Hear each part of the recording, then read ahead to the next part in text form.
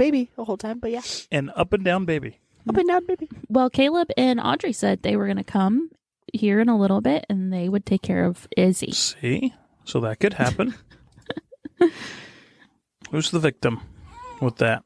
Oh, she's going to be a part of the podcast today. Yeah, she wants to have her voice heard too. She should have her voice heard. That's all I'm going to say about roll it. her little sockies over because then they fall off her feet because they're too big, so I had to leave them up. Yeah? To try and hold them on. Mm-hmm. Your hands are cold, honey. She's so cute. She is so cute. She's like her dad. Well, no, I wouldn't necessarily say that. She looks like a wrinkly old man, so that part she gets from him. I mean, hey, whatever it takes. She loves her dad. Of course she loves her dad. So we're going to give everyone a chance before we start the show. Or actually, if you know of someone that wants to listen, send them a text. I don't have my phone. They like to know. I did. So what do you think we will talk about next? You know what I want to talk about? I wrote on the board. Oh, did you? Oh, yeah. Okay. Yep. I'm not going to tell anybody what's on the board. Yeah, don't commit us to anything, really. This is our biggest interview to date so far. Oh, absolutely. So I don't want But I was just talking about things until people got on. That's what I was doing. Oh, I was killing wasting time until you're ready. Yeah. Just killing time. What I was saying was I want to talk about controversial topics. I agree. Yeah, like I'm afraid to give my opinion because sometimes my opinions people don't like, and then I don't want to lose listenership. Hi guys, or hi Rachel. Hi Rachel. Hi guys. Hi guys. I'm reading what she said. Shit, I'm done. Really? So that's it? That's all it took? What? For you to admit it? Yeah, for you to say, I'm done. Oh, that's not what I heard. Wait a minute.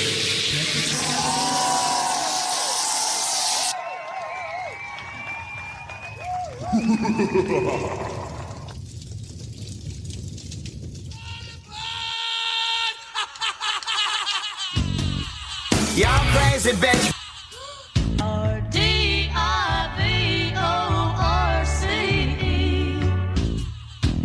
You gotta fight. I'm a brown-eyed girl.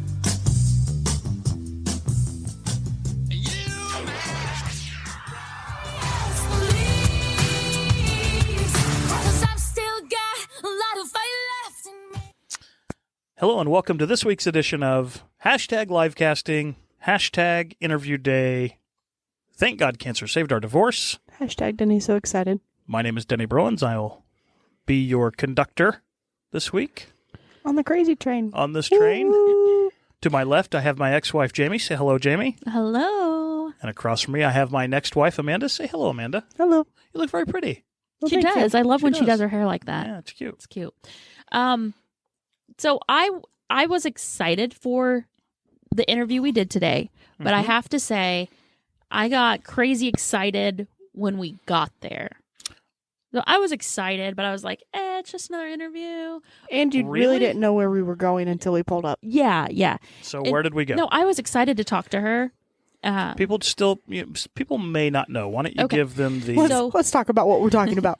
We interviewed with Jess Hooker today from her podcast. Okay, from her podcast, Not So Terrible. Not terrible. Not terrible. Yeah, it's called Not Terrible with Jess Hooker. Not Terrible with Jess Hooker. And She also does Chick McGee Show. the Off the Air with Chick McGee. Yeah. Maybe you should let somebody else introduce things. No, I guess I was wanting to say we went to the iHeartRadio Bob and Tom studio today to do her interview. Very cool. And so I was excited to talk with her because Denny's told me about her since freaking 2012. It seems he has been in love with her. Jamie told. I want to let all this out. So I'm going to I was go on record. under strict rules. Both of you were under strict rules. Yeah, last time I followed your rules. I have made some jokes about Jess Hooker and maybe my affinity for her because I think she is a very cool activist. I think she is very funny. She is. And I think she's. I now have a girl crush on her. I'm sorry, what? I kind of have a girl crush on her, but she's very confident. She's very. I knew what he was doing.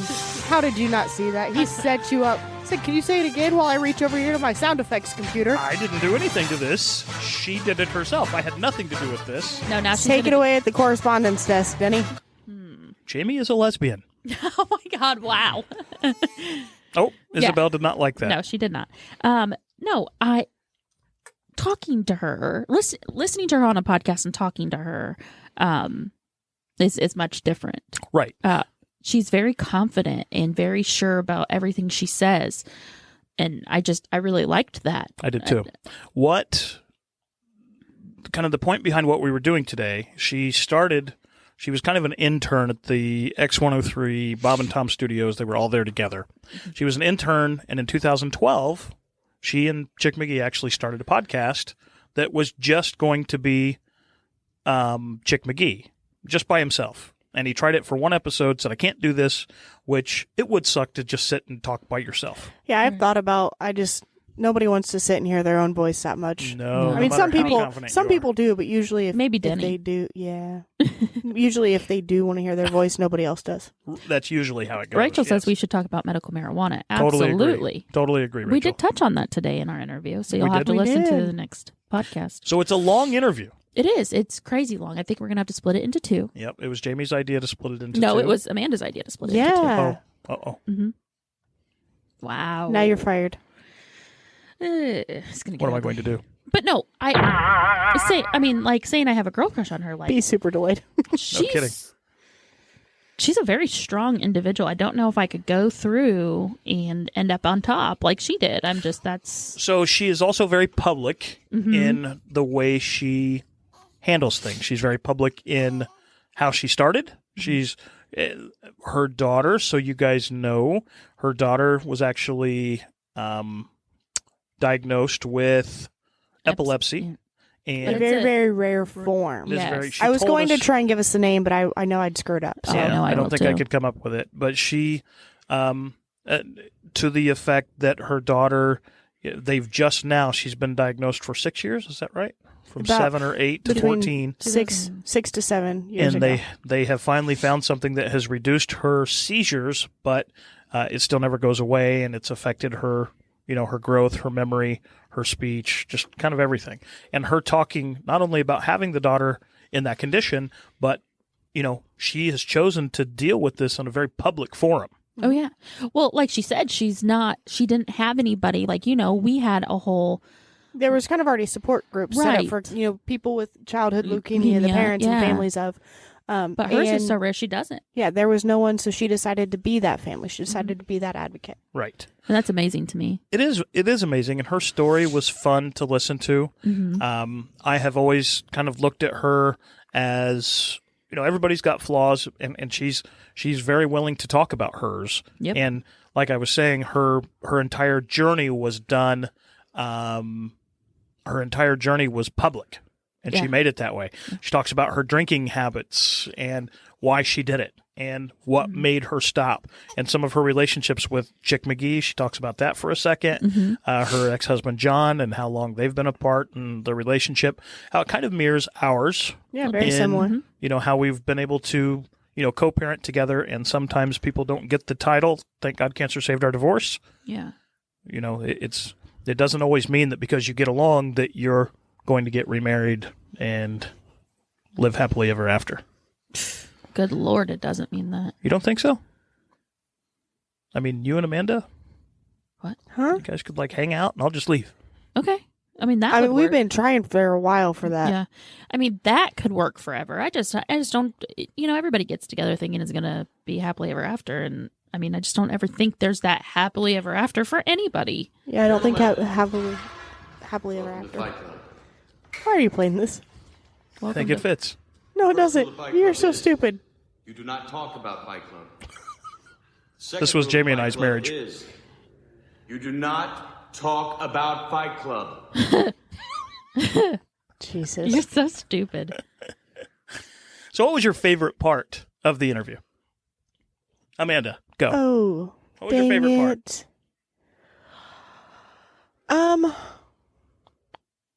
For me, the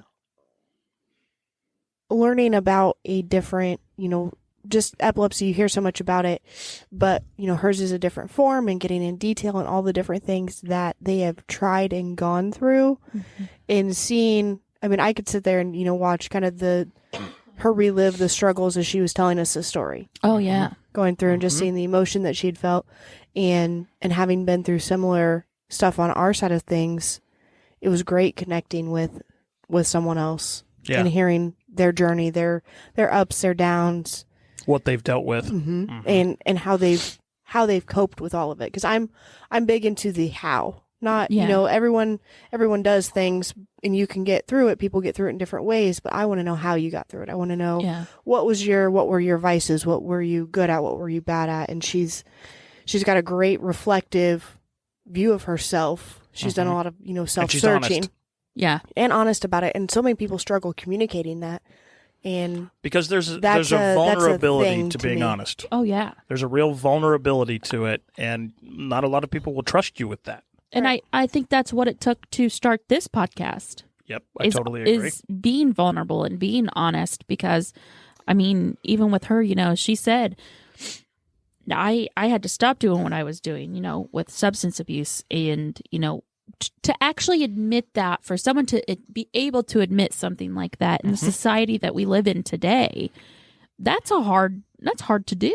And not only to admit it in the society that we live in today, but additionally to, again, I keep going back to how public it is, because she does the Chick McGee podcast, and that's no small feat.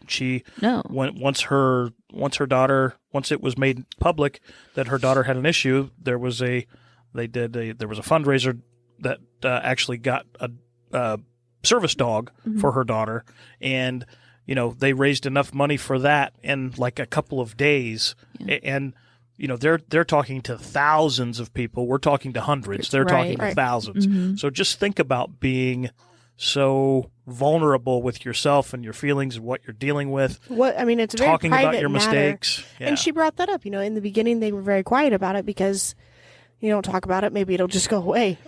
So hearing how they transition from we're not going to talk about it to let me share with everyone. That was cool. Pretty solid. To step up and be that, hey, we're going to be this family that gets the next family through when this happens again. They're going to be able to find us. And she talks about a lot of great stuff. I'm going to go back to this happily ever after. Yeah, I'm sure people have happily ever after. I'm just a bitter bitch.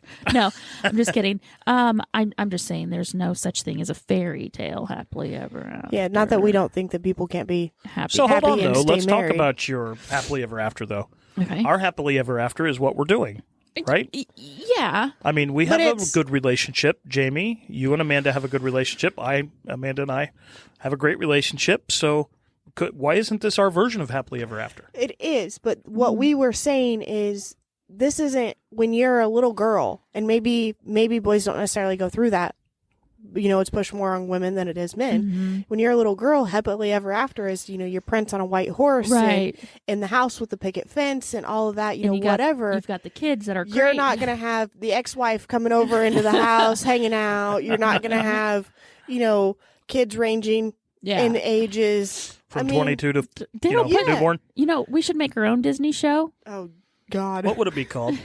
Someone that's watching right now, give us the title of what our show on Disney would be called. Please. Absolutely. No efforts. I'm going to be the... it's Disney version.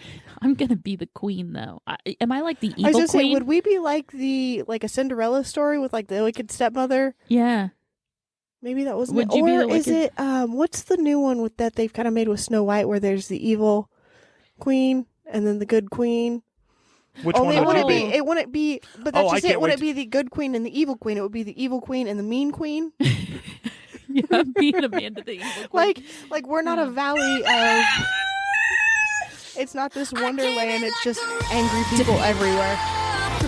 Rachel puts dysfunctional junction. That is a good one. Dysfunction junction. No, I'm just... Could you imagine they don't put Disney princesses out there dealing with Snow White dealing with Cinderella because she stole her fucking Dorbs. You know what I mean?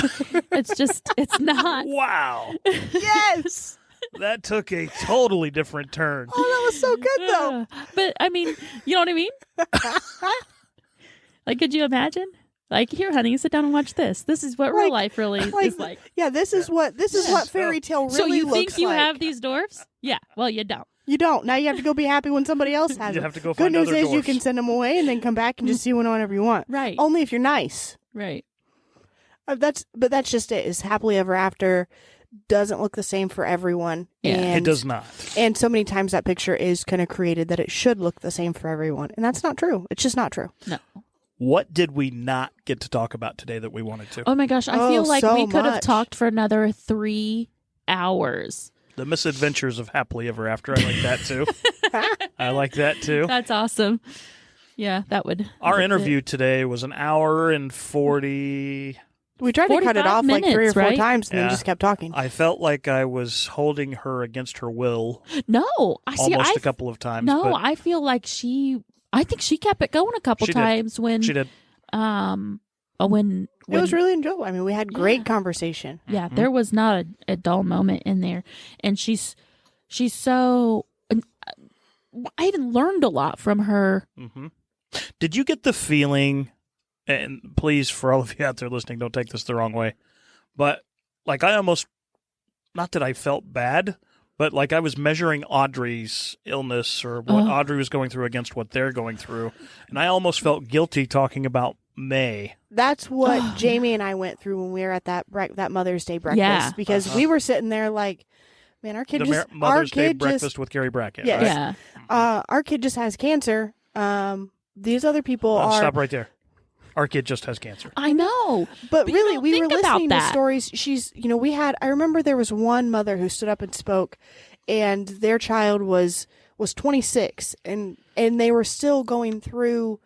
I don't think it was epilepsy for her, but it was. Oh, I think it was something close. Yeah, it was something close to her. I mean, she couldn't live on her own. She was an adult and would never be able to live on her own. She was going to be a mother forever. You know, the term Jess used was a forever child. yeah, I have and a forever that's- child. And that's true, and it's something I had never really thought of before. If you don't Yeah. really think about it, No, you don't. you also don't think Hi, about. Mark. Yeah, Mark Thank is a big you. Jamie fan. Thank you. Mark is going to give you free barbecue. Is that right, Mark? Go ahead and answer Free that. barbecue. Okay, I like barbecue. Yep, he'll take that. Jeez, Al. You're gonna make me blush. Stop. No, but I agree with Amanda. I did have a hard time telling her that, man, we're right around the corner from being done, and Yep. not that we're done. We're not out of the We're not out danger of the zone, woods. right? And she'll never be truly out of the danger zone. Right, but to live with saying Every We're day. not living with 8 seizures a night. right, Right. and And she that was said- a good note. no. She said You'll she's had prove 4 or these. 5, 6 seizures this week. Yeah, and that's down. That's substantially down. And I'm like, I was sick to my stomach. Like, oh shit, Audrey, like, Yeah, because had a bloody each night, nose last each week. night, what's it called? What's that called? VNS. Being Well, not the Nope. sudden onset Oh, death. Sodic. Sudden Suped. it's like It's sudden onset it's like death. So SIDS, you but have with epilepsy, and you know it could just be your time with epilepsy. Sudden and it's- unexplained death due to epilepsy. yeah. So she has to live with that. Yeah. So she talks about SUDEP. sleeping with her What it's called. SUDEP. There you go. Good job. I also have to know you just hit your I know, microphone. shut up. It's every time. Just shut up. We're not talking about that. So it's You know, they have monitors and stuff for her to sleep. she would sleep with her leg on her. so that she can so she could feel the- when she starts a seizure, so that someone could watch her and make sure that everything's okay. Yeah. Yeah. I think that's a big thing that I went through with Audrey, when we brought her home from the hospital and she had SVT in her heart rate, and you had to watch her little chest go up and down. I couldn't live like I say couldn't. I would if I had to. Sure. Right. But- Of course, everyone would, but still the thought of doing it until you have to. Yeah. And even going through this, I'm like, with the cancer and everything, you think to yourself, how am I going to get through this? Yeah, because I still look at myself now when we start talking about, her eyes look dark. Mm-hmm. She's acting tired. So I start thinking, God, this is it. We're going to go back and they're going to say Her counts are her bad. counts are Yeah. bad and, oh my God, it's in her liver. You know what I mean? I live with that. No, and I could throw things at you for just saying that. Well, I'm just telling you how I feel. I think we'll always live with that. I mean, they compare it to PTSD, you know, what Audrey's done with treatments, and we're not seeing a doctor every month. And I think that's almost more scary than we would it's scary as hell. do see a doctor regularly, because now we're like, we don't even know. Right.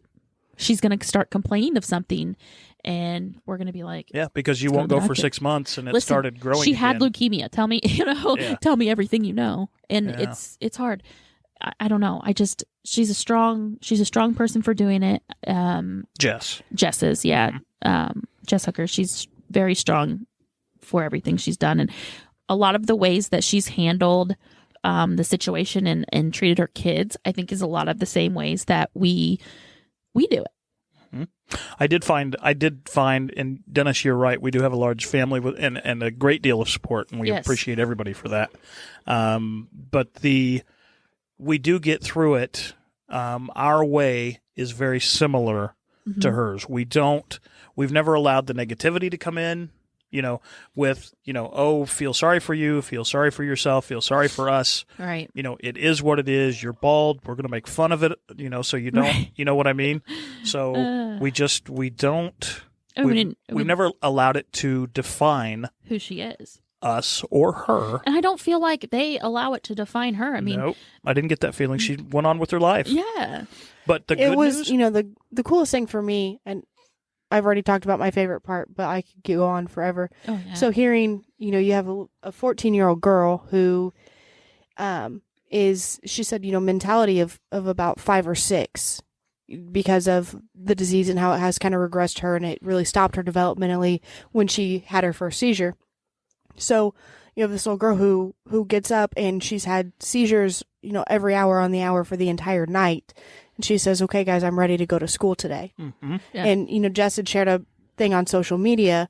It was picture day, and they'd had an awful, awful night with seizures, and she still wanted to get up and was just wanting to be there on time. For pictures. Mm-hmm. And I mean, how strong is that? You don't really understand going on. Just think about it. You want to be, Rachel, we'll get Audrey for you very soon. We've been talking about having another Audrey's podcast always with her. saying, I want to do a podcast. Yeah. So as far as the picture day thing, it's amazing what's important to kids. Yeah. You project that something's got to be wrong. Oh my God, those poor little kids. They're sitting right there. I'm going to keep her home today. Yeah. And she's like, it's picture day. Right. I got to get to school. I got to go. I didn't wake up looking like this for nothing. I got to take care of that. No, and that's but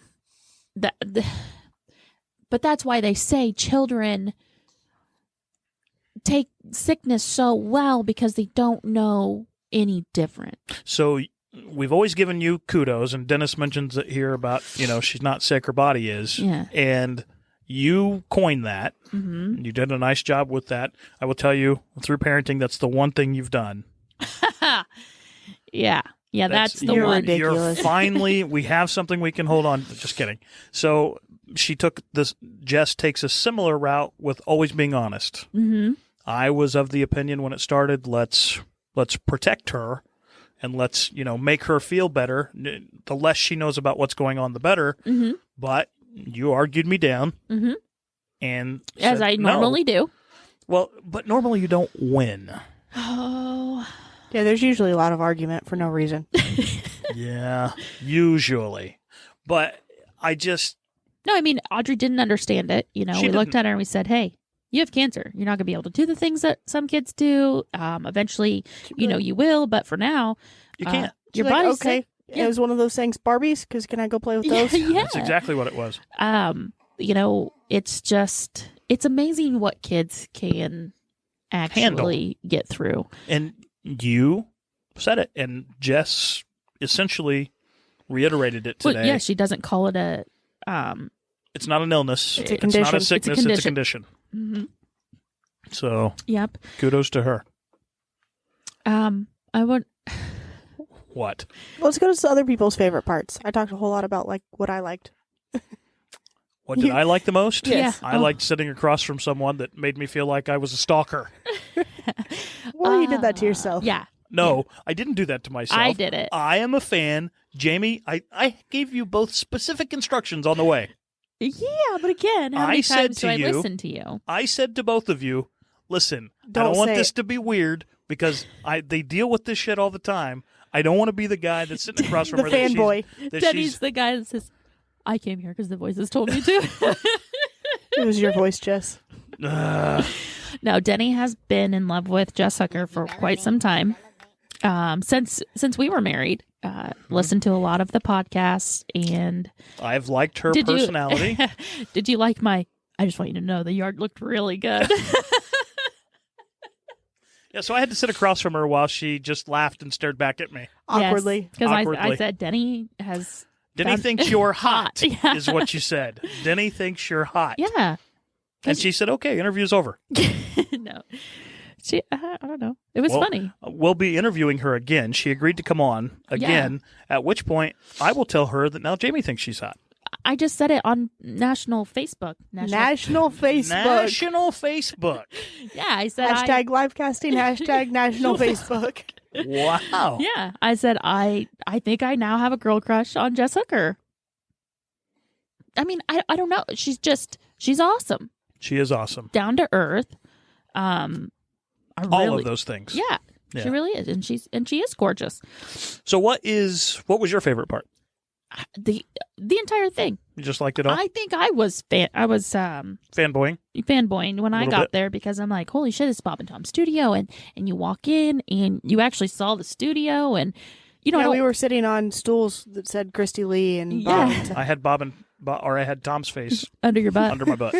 And we're sitting there, and she's talking about how she was an intern and how she made her way to where she's at today, and that's pretty inspiring, especially going through what she's going through. So public with it once again. Yeah, we're public with what we're going through and what we've been through. Mm-hmm. But it's kind of after the fact, not in the moment of right. it. Yeah. But a lot of people have disagreed with it, and and I'm sure a lot of people have disagreed with the way she's handled things. Mm-hmm. And she's much more public with it, I can't imagine. Yeah, but she's like, oh, well, because this is what I'm doing, Yep. And I really like that. And I feel like I've gotten to that point where I've said, this is what I'm doing. It's what we're doing. And we hope you like it. We hope you're a part of it. But if not, we'll be okay. Yeah, we're going to be okay. Because we'll still be here. It's like, I've said it before, what Dave Chappelle said. You clicked on my face. Clicked on my face. So let's talk to our fans. Because we've got viewers right now. We do. And I know this is going on our podcast, and we're going to have to split our interview in two, We do have to split it, but before we talk to our fans, let's talk about something else for 1 second. Okay. Uh-oh. Are we in trouble? Did we do something? Should you be? I love this sound effect. Okay. Let's take it to the correspondence desk. Denny? It has come to this reporter's... Turn it down. It's come to this reporter's attention. Uh-huh.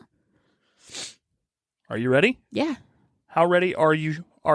I'm so ready. No, I'm not. You're not ready? I'm not ready. I don't know what we're talking about at this point, but that's okay. It has come to this reporter's desk. Mm-hmm. We are the 29th best podcast in the land. Oh, boy. How did we not talk about that? Yeah. The 29th best podcast as voted by what's the book? What's the magazine? You have it on your phone? I don't have my phone. It's something podcasters. Podcast magazine or something like that. It is podcastmagazine.com. Is it on that picture? It's on the picture, top right.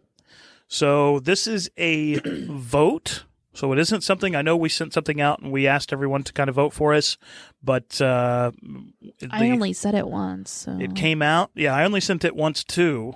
So I don't know if that's, do we know if that's where it's I don't even know if it's the same thing. I honestly don't. We're not really sure where this came from, but podcastmagazine.com, Hot 50. We made 29.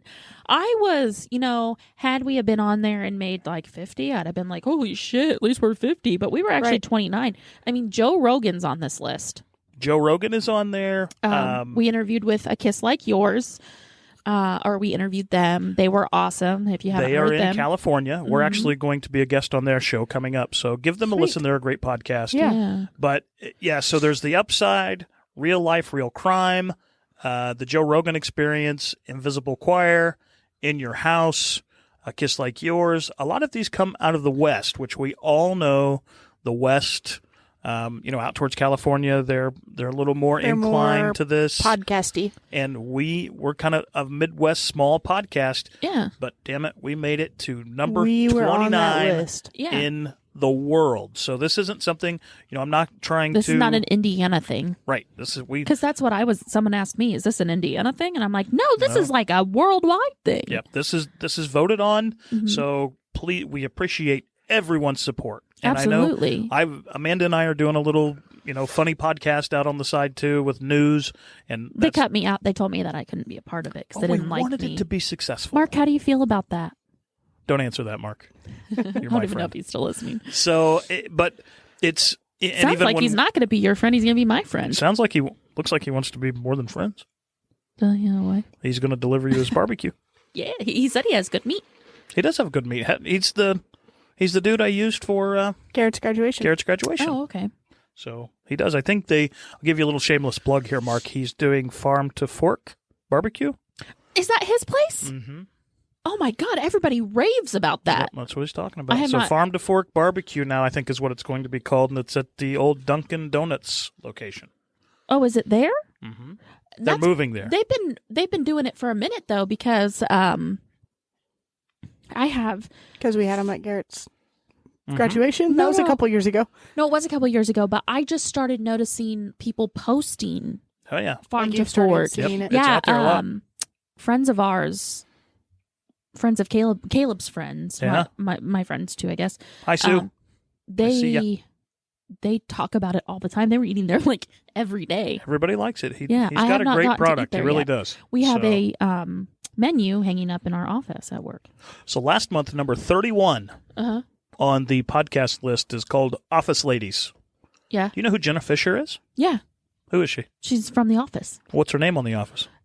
Isn't that Pam? It's Pam. Mm-hmm. I'd say that she's a pretty solid person to be doing a podcast called The Office Ladies, which is similar to The Office. Yeah. We beat them. That's pretty amazing. Because I can't imagine people on my Facebook there's not too many people that actually went to vote. Right, because it took a little bit to get there. Yeah. So these are people I don't that know. have listened and are I would listeners like to here move up for April. next month. Yeah, this is for Yeah, March hopefully. 2020. If we could get on the other side of the board, number 24 or I'll tell you, better. when you sent that list to me, I started looking at number 50. Like, I went there I know. up. Me too. Because I was like, no way we're going to be towards the top. But I was like, dang, we made it all the way up here. Yeah. I know. It's Whatever. It's really exciting. It is Yeah, it is. exciting.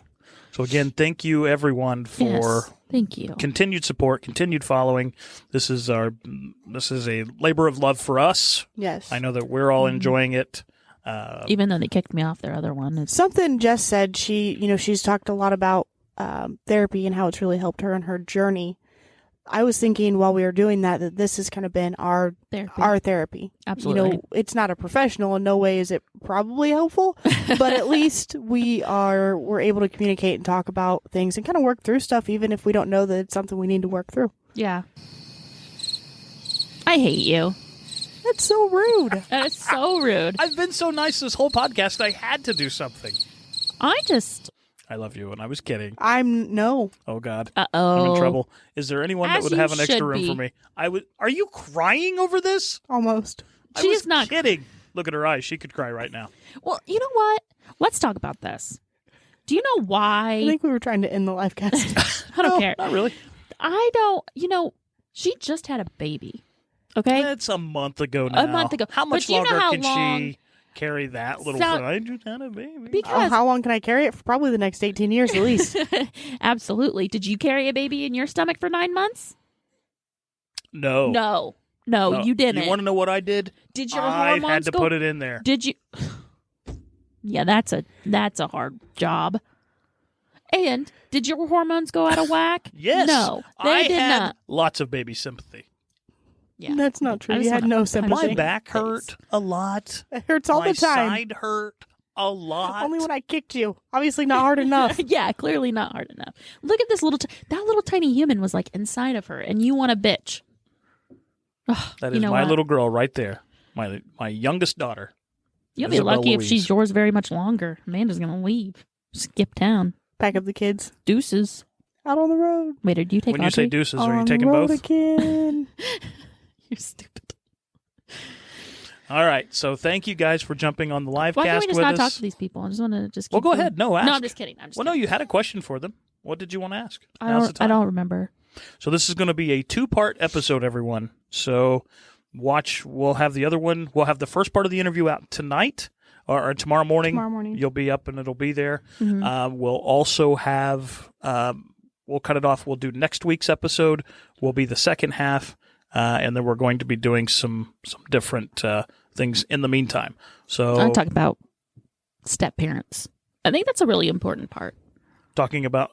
I know I'm very important. Well, you both have been step parents. You guys are step parents to the same children. Well, that's true. Yeah. No. We step parents. I mean, that's a big Big topic. Would you guys like to see us talk about step parenting as a topic? Just give us a little chat there if that's something you would like to Is see. it as long as like I don't know. I think it's important. I'm a product of step No, parenting. because we My talked mom we is my talked to stepmom, but- I mean, we talked about the rules. Everybody makes fun of me Oh, about God. the rules, but we were talking to Jess about that today, and that moment you go from no way can anybody be a step parent to my child to okay, someone's going to be a Kinda step like parent to my her child. And to then, let's get rid of Denny and we'll just all live together. yeah, absolutely. And I think that Hold on one second. Mhm. Terry, it says top fan above your name. Is that like he's our top fan. Is she a top fan on us? Sorry. Yeah, on Yes, our page. On our page. So you're a top. So- how do you become a top fan on If our you page? com- By Comment. commenting, liking. Look at you. Thank yeah. you, Terry. Way to go, Terry. Terry, Rachel's been a big support. Dennis always, Sue. Yeah. Rachel just got on the bus, but watched or listened to every episode we had in like a weekend. Yeah. That is commitment, That is commitment. Yeah, because I added up the hours for that. That's a whole lot of time. That is a whole lot. and we appreciate it. Yeah, we do. But we're going to talk about mental health. I think it's really important. Mm-hmm. We should. Abortion. It's like one of the controversial I want to talk about mom Controversial. shaming. mom shaming. What is Oh, mom bet. shaming? Yeah, that's a good one. Oh, you obviously want to know When- because you're not a mom. When people don't talk, when people kind of down you for the things that you decide to do. Like, That's mom shaming? So there's like social stigmas about everything, and if you do it, you're great and you're terrible. If you don't do it, you're great and you're terrible. she's like, I have something to say. No. So like when you decide to give a child a blue popsicle and it turns their tongue blue and you get in trouble for it because other people don't think that's a great That's okay. idea and you get shamed for it. Mom shaming. It's like That's body mom shaming. shaming, Yes. but over parenting. Yeah. You know what you're doing. I'm just saying, like, So breastfeeding. I mean, is a huge one. If you breastfeed, then that's Living. great. That's the only way. No, stop. That's not where I'm going. Okay. It's great. That's the only way you're supposed to do it. So for the mothers who Can't. physically can't or don't want to. or can't do it for long enough or don't want to, I mean, there's so much stigma about how you're supposed to parent. There's really no right or wrong way. I can no longer say, listen, my child is still alive because everybody's like, yeah, but she's got cancer. I don't know what you mean by that. Like I when mean, people, she is still when alive, people say there's and a she does still have cancer. when people You say, look how great I did. Yeah. Oh, because but the your cancer's kid has leaving. cancer. I think I'm doing okay. Did you notice today in the interview when Jess made the comment about we didn't give our daughter this, talking about the epilepsy? Immediately in my head, I wanted to throw you under the bus that you I thought you. about that- the that report you in medicine. gave and, me cancer, or that you gave her cancer. yeah, but Jamie did give Audrey cancer. So It has been proven. You want to know a funny story? I'm going to tell a funny story before we get off here. So we're sitting on the couch and friends of ours come over. They just recently got married and they're sitting there and I said something about Audrey and I said, well, her dad gave her, or I said, Caleb gave her cancer because of the bathroom situation in his house. And she said, actually, my daddy gave me cancer. And I said, Are you serious? I swear on everything. Ask Caleb when he gets here. So my daughter believes that I had something to do with her getting cancer. She's gonna be like 14. Hey guys, I had leukemia. Like the first day of school. Tell me something interesting about yourself. My dad gave me cancer. I had cancer as a child because my dad gave it to me. No, we were talking about how long it takes Caleb to accomplish tasks in the house, and I said the only reason that got put on. Well, me. I said the only reason why he redid the bathroom was because we joked that he gave Audrey cancer because of. I know I hit my microphone because of the bathroom. And she said, actually, my daddy gave me cancer. And I'm like, you're right, honey. Your daddy did give you cancer. And our friend's new wife was like, I was like, it's serious? okay. We talk about this all the time. We joke about this all the time. So catching people off guard with that. I did throw you under the bus on the medicine today in our interview. But, let's keep track of who forgets to give her medicine the most. I think I win this argument between the both of you. yes, Amanda never forgets. Do you know when we started having trouble with medicine? When you stopped sending the bag with the medicine. Oh, that's true. We haven't had the medicine bag in. Well, and I because organized it. Every time I would get it, I would organize it. I know, but you started keeping medicine here. I know, but that That's was just because backup for when you the forgot bag was always at your house. And I used to take it and clean it up. I'd get rid of. You'd have hair ties and you'd have pencils, perfume bottles. That's Audrey. Audrey would throw shit. Yeah. Anyway. Blame Audrey for all of this. Blame the child with cancer.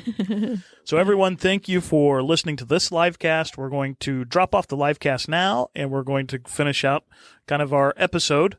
And please listen. Tell your friends. This will be a good one for maybe your casual listeners that haven't listened or someone that has been kind of thinking about it. Anybody that listens to Jess Hooker on our other podcast. So if you sometimes worry about the things we may say, because we do get a little off topic and a little raunchy sometimes, you're not going to find any of that on this one. It was very clean. So I slipped a couple times. But it's nothing awful. Don't take it to Grandma and let her listen, though. I don't want Jamie or Amanda already cussed in her house, and I was very upset. Oh, shit. Yeah, she did. Yeah, that's what I said. In front of my grandmother. So, oh, good Lord. Thank you all for listening. Yes. And we'll catch you all tomorrow morning when this drops. We'll be experiencing some turbulence.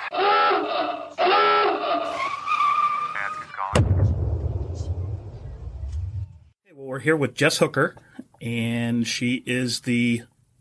Tell us about your podcast, Jess. I have two podcasts. My original podcast started out as the Chick McGee Show, or Off the Air. It started out as Off the Air. Started out as Off the Air with Chick McGee, I think.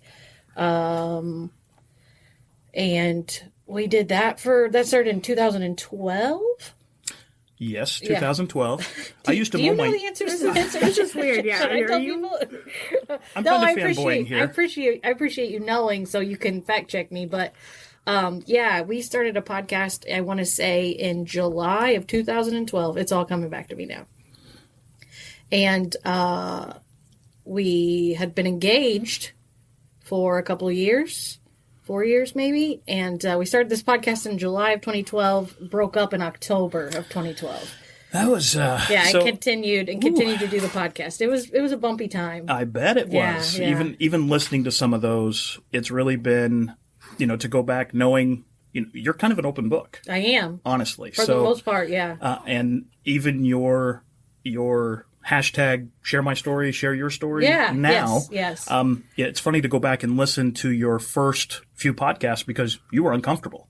Yes. You even said it. I don't know what I'm doing. Yeah. And how long ago? That's 8 years ago now, or Right. 7.5. Right.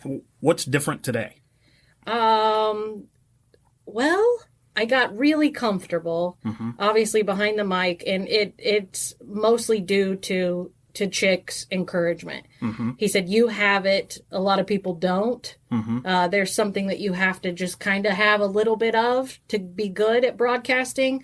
So I started out as an intern in the back of this building for a local radio station, X103. Yep. So I've been here at this address in this building in some capacity for about 17 years now. All told, you've always had something going on here? Yeah, even if it was little things that Tom hired me to do, or, even maybe not necessarily exactly with the Bob and Tom show, but I would be working for comedians that were associated with the Bob and Tom show. Sure. So maybe like 1 degree away, if anything. That's Cool. it's been a long go, but I never really anticipated being on the air. Yeah. I'm a helper at heart. It's in my DNA just to help. I don't ever want to be the leader. I want to help the leader, And so when Chick said, no, I have a feeling that you are my Chick McGee. What I am to Tom, you are to me. So let's see how this goes. I would agree with that. What a compliment, right? Yeah. I would agree with that. Yeah. And when, I'm going to kind of fanboy out here a little bit, like we were talking a minute ago.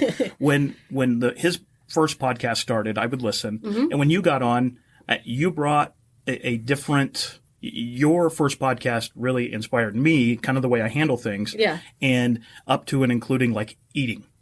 Yeah. So which I just heard you do again. I did. Oh gosh. So that's a thing. That's a really, like, either people are really into it or people are really hate it. Like it is a divisive thing to do.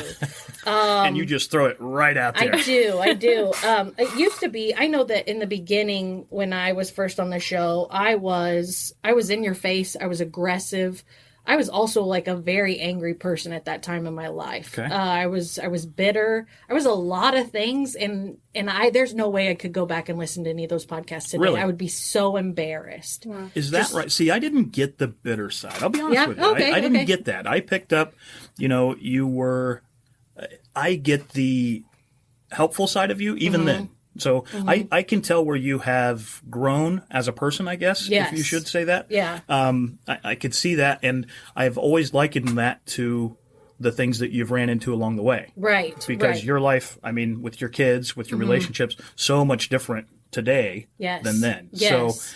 So, I remember when you first started listening, and he would be like, "You have to listen to this. You have to listen to this." And I've really never been into talk radio. You know? It's just one of those things. You're either into it or you're not. Yeah. And he's like, "I just love this girl." And then he stared following you on social media. He's like, "She's so hot." And I'm like, Oh, that's very kind. wow. I'm just gonna throw it all out there. Like, see, I'm editing this part out now. You've done it. Now he has to fix it. Yeah. Sometimes you can get him, not very often. Yeah. But I was surprised. I said, "Are you doing okay?" Because we pulled up. I'm like, "Are you doing okay?" Yeah. And he's like, "Yeah, I'm okay." He's like, "Oh gosh, unless Chick is here. If Chick is here, Yeah. I'm gonna fall apart." Right. So I've liked, just like I said, what you brought to that show. Thank you. Was really cool, and I thought it was entertaining without, like, when you wouldn't be there. It was still entertaining, but you brought an edge to the show. I like the banter. I do it with these two. We banter like crazy. Don't sound like you orchestrate that. Yeah. It's really just me making fun of you all the time. Yeah. Yeah, but I when people say things like, they're like, "No, that's not actually what it is," but that's actually what it is. If you don't think that's what you're doing, then you're doing it, and you naturally have it. So good job. Just accept it. Yeah. Move on with your life. Yeah. Don't think twice. If I've learned anything in this, like, just say the first thing that comes to mind. Oh, shit. Think long, think I wrong. know. Yeah, Sometimes exactly. we have to think. Yeah, that's probably true. That's true. I've just in the last year, I have been on the big show, as we call it, the Bob and Tom show, and I was always nervous because that was a big thing with Tom. Why he didn't bring me on the air? I have a filthy mouth sometimes. Yes. Huh? We do too. Yeah, and so Welcome to podcasting. and I think that was a fear, and I get that. But when I walked into that room, that was a second grade Jesse Prosser dream that just came true, and I am not going to screw it up. Right. And so you just know, yeah. You just turn it on, Yeah. and you add to this show. I will say that too. Thank you. You really do. I think you bring that edge, and I know you were just talking about your laugh the other day. Yeah. I can say probably one here will tell you, "Oh yeah, that thing gets me every time." Yeah. The other one, I don't notice. Yeah. And I know exactly what you're talking about. Yeah. So, Yeah. But I think it's your essence once again. So, Thanks. That's so very nice. when you, the name of our podcast is "Thank Right. God Cancer Saved Our Divorce." Yes. So we're all of the time dealing with the idea that, hey, your daughter got cancer, and it somehow fixed your relationship between Jamie and you. And for the love of God, that's not true. So Right. we need to get that out there. Right. So We're not weird sister wives. No. No. I get it. no. But I do. If anybody understands your situation, it would be me. I I still claim that my ex-husband is my best friend. So much so, we've been divorced for 11 years, and some people don't even know we're divorced. Wow. But because you still go places together. Oh yeah, we still do all the together. kids things. Yeah, we have had dinner together this week. Sure. With, and he's I'm very, very fortunate in that I had kids with my best friend. I'm very fortunate. Yeah. So we didn't start off that way, necessarily. He wasn't my best friend. We didn't either. I was going to say, like, it's like I said, 11 years. It took some time, but we got there. So we were, just to give you a little background on us, we were your prototypical divorced couple. We had adopted Audrey. Okay. So, and we were in the process of, trying to navigate through how we were going to get along, sharing kids, whatever. I had 2 kids previously, and we had Audrey. Okay. So then Audrey comes up with leukemia. Boom, out of nowhere. And her first thought at the time was, she and I were off on a quick little jaunt to Tennessee, like a weekend thing. Yep. And Jamie takes her to the doctor and gets the news without me. Now, when we didn't get along, we still would go to doctor's appointments together. We would still, everything. That we did a pretty good job with. Yeah. But, her first thought... this can't happen. He's not in town. Yeah, right. I can't do this right now. Can I ask what year this was? 2018. 2018. 18. Oh, wow. This is fresh. Oh, yeah. Wow. I mean, we say fresh, but I mean, we're near the end of it now. We're near the end of treatment. Okay. We're near the end of treatment. So we were in a situation, Jess, where we were actually almost happy that it turned out to be leukemia. Right. So she has type A leukemia, right? Yes. Isn't that what it is? Type A? Type B. Is it type B? It's ALL. ALL, yeah. Type so it's a 2.5-year treatment, and as long as everything stays, in its on course. Okay. In May, we'll be ringing the bell as like official. Wow. Yeah. That's exciting. I got goosebumps. That's it did me too. Yeah, it did me too. And we've got, you learn so much about people when you're going through those things. And I know we're going to talk about Addie's dog. I think you learned a little bit when that happened. I've learned a lot of things that have nothing to do with the medical field through this, Yeah. So ask me about ALL, and I mean, I could be your doctor. Exactly. Exactly. Isn't it amazing what you will learn and how? Yeah. So as a parent, the steps that you'll go through to protect your child. Yeah. Yeah. So we, kind of a similar situation that we've heard that I'm trying not to jump all around, but where you put your, one of your posts on Instagram where Addie was going back, and it was like a celebration. She was going to have this. Yeah, so recently we've been through, I'll give you like the couple of minute, I'll bring you up to speed. John and I, Addie's dad, John, and I got divorced in 2009.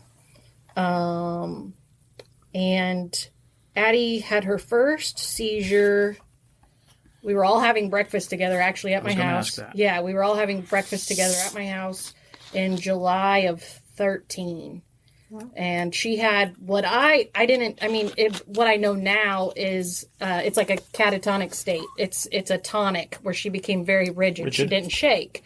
So we thought, oh my gosh, is her blood sugar low? Did she have a stroke? Like, we didn't know, because in our minds, we had this stereotypical seizure. Like, this is what it looks like. Yeah, drop, rhythmic shake, and then that's what happens. So obviously we scheduled an appointment with, the pain of this, you got to see your family doctor, and then you got to get a referral, and then you got to go, yeah, so all that. But that was my professional voice. I don't know.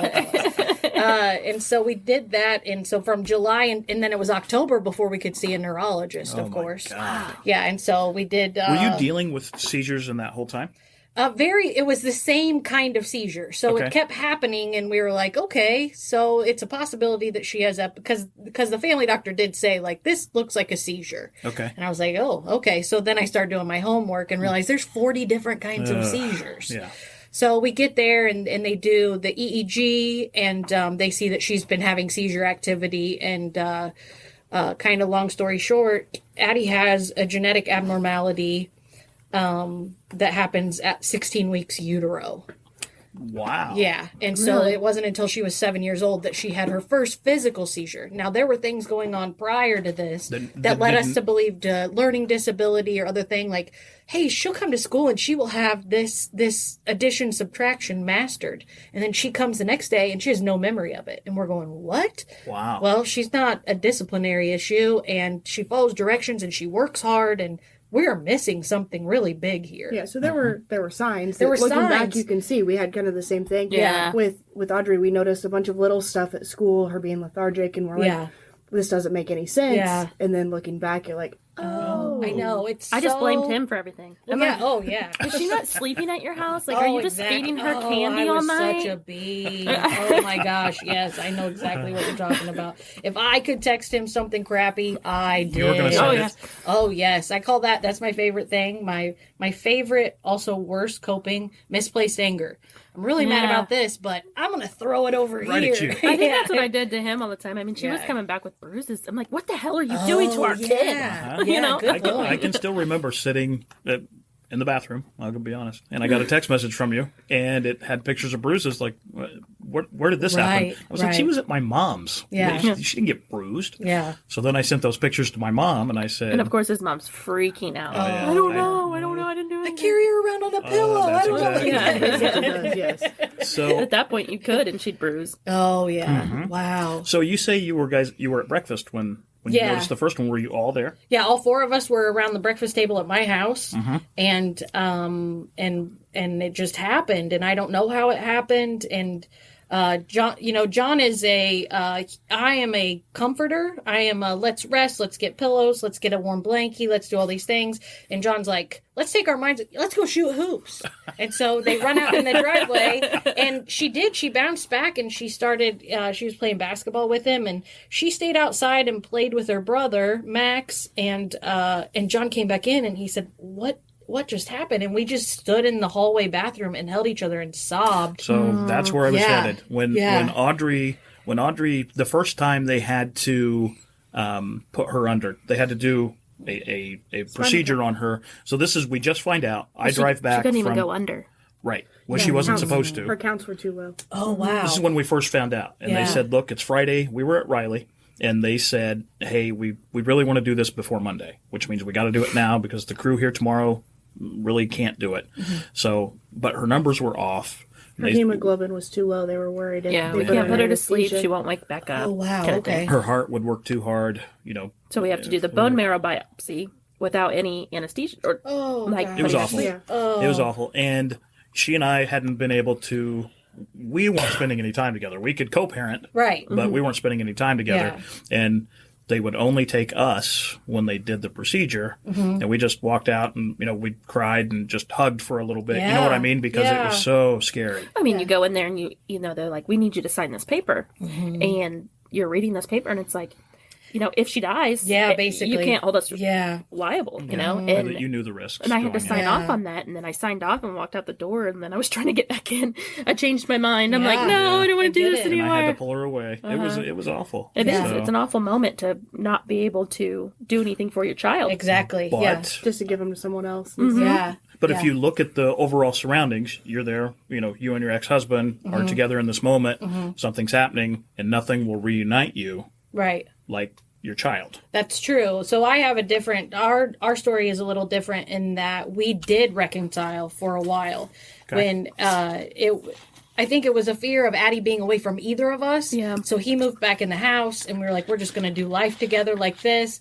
And then, you're living in close quarters and you're doing life together every day. And it's like, well, we're not hanging out with anybody else. So, and it kind of, but all the same stuff was there. Yeah. It was, but Addie was the priority. So we were able to just say, oh, we're doing this for Addie. We were able to not address any of the BS or the issues of why we got divorced in the first place.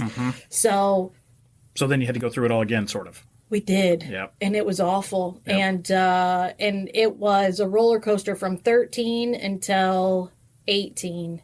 Of us living together, and we're together and we're not, and we hate each other. And in that time, my alcohol abuse spiraled, and it eventually probably is what led to him leaving. Okay. Yeah. So again, open book. Yeah, absolutely. Because we were going to talk about sure, that. Alcohol abuse, what caused it? For sure.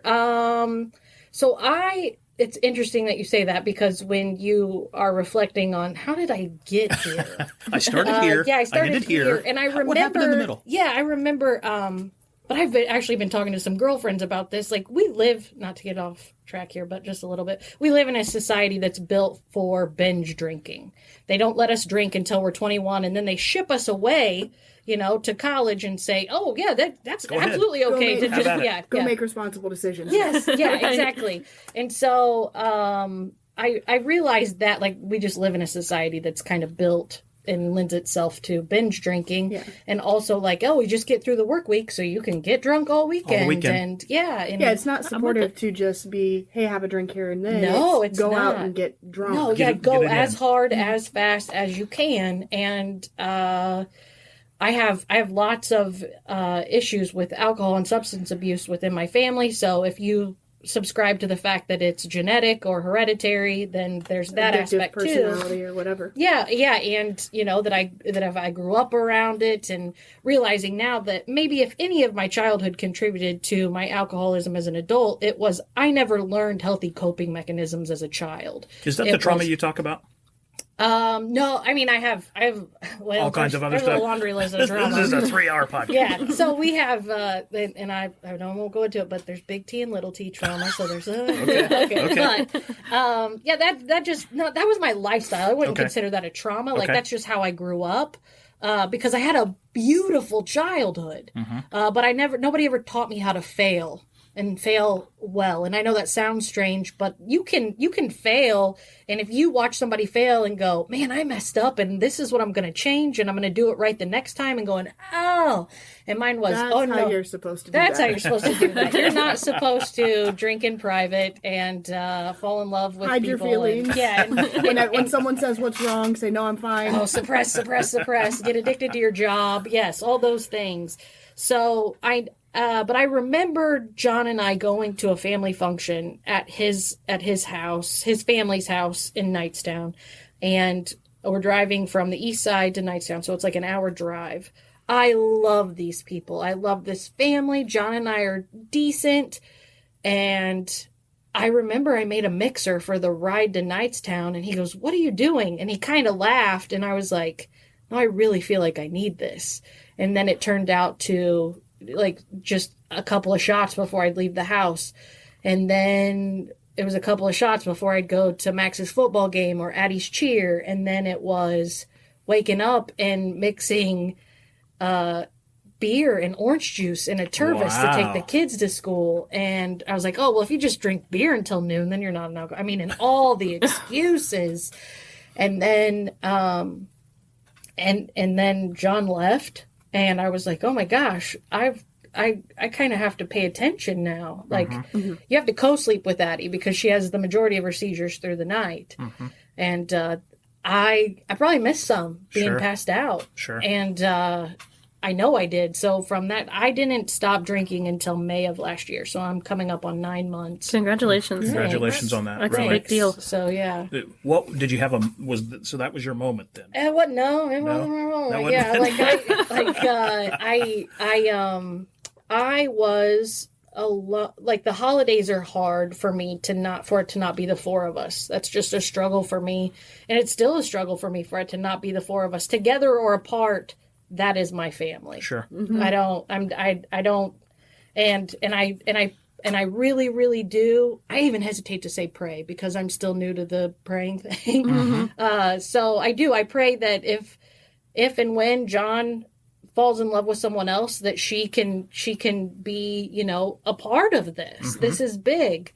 And it's a lot to handle, and we're big personalities. And so as we grow and that happens, I hope that they will just become another. So when I first reached out to you, your response to me was, thank you for responding. But your response to me was, I envy you that you guys are able to do a podcast together. Do you know what month that was? Do you know when that was that you reached out? I guess I could pull out my phone and look. It was probably October, November. Of last year. Last year. Yeah. So we were just a year out from John not living at the house anymore. And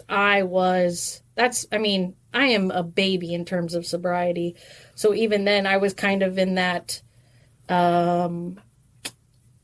what do I want to, like the holier than thou kind of thing in public, like I'm sober, and then going home and sobbing and crying and taking fistfuls of antidepressants. And so I'm with you there. Yeah.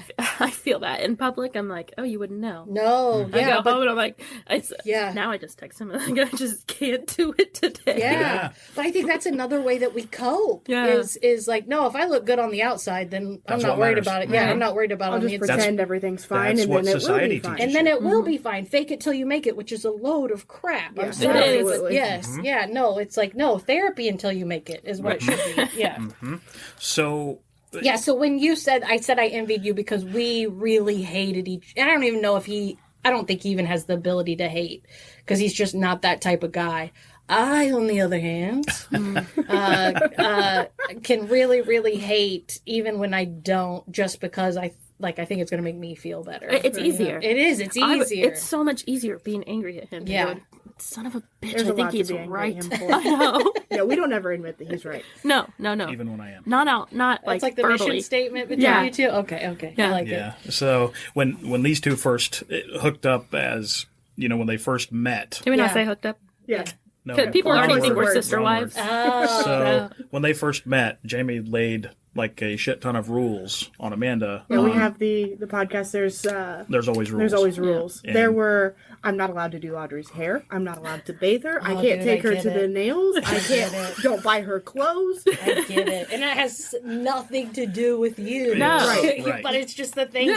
Yeah. I mean, I get you think it. about it, and you say, I hope when John finds somebody that, we can coexist. Yeah. And that's a scary thing. Oh, yeah. Especially as a puked mother. little, yeah. Because it's going to happen. Mm-hmm. It's inevitable. Mm-hmm. It's going to be there. Mm-hmm. But how do you get through it? The only way I was getting through it, I'm going to lay these rules down, and if they're not followed, I mean, I'll watch out. My thought was I'm picking my kids up and going. Right. And it was a way, which I realize now, I recognize what you're saying, because, that seems like such a tangible way to go. I feel out of control, but I'm going to make sure everybody knows I'm in control. Right. Yeah. And so it's another way to cope when I don't even know what you like. You guys eventually obviously had a conversation and got to a cohesive place after when Audrey became sick. Yeah. I mean, was the moment. Yeah. And I can't remember. We stayed in a hospital room for 2 weeks. Together, like all three of us, about a week and a half. Yeah. Okay. And it was just,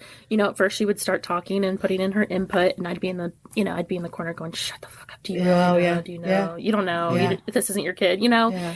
And then finally, I got to a point where my mom would say to me, she loves Audrey. Yeah. You should be happy that she is concerned. Mm-hmm. And I'm like, whatever. No, there's no possible way to she doesn't need to be. She doesn't need to be concerned. I'm already concerned. So who the fuck she? Right. But then as you step back, and I think it was, I had left to go down to the cafeteria, and Amanda was on the bed and she was feeding Audrey. Mm-hmm.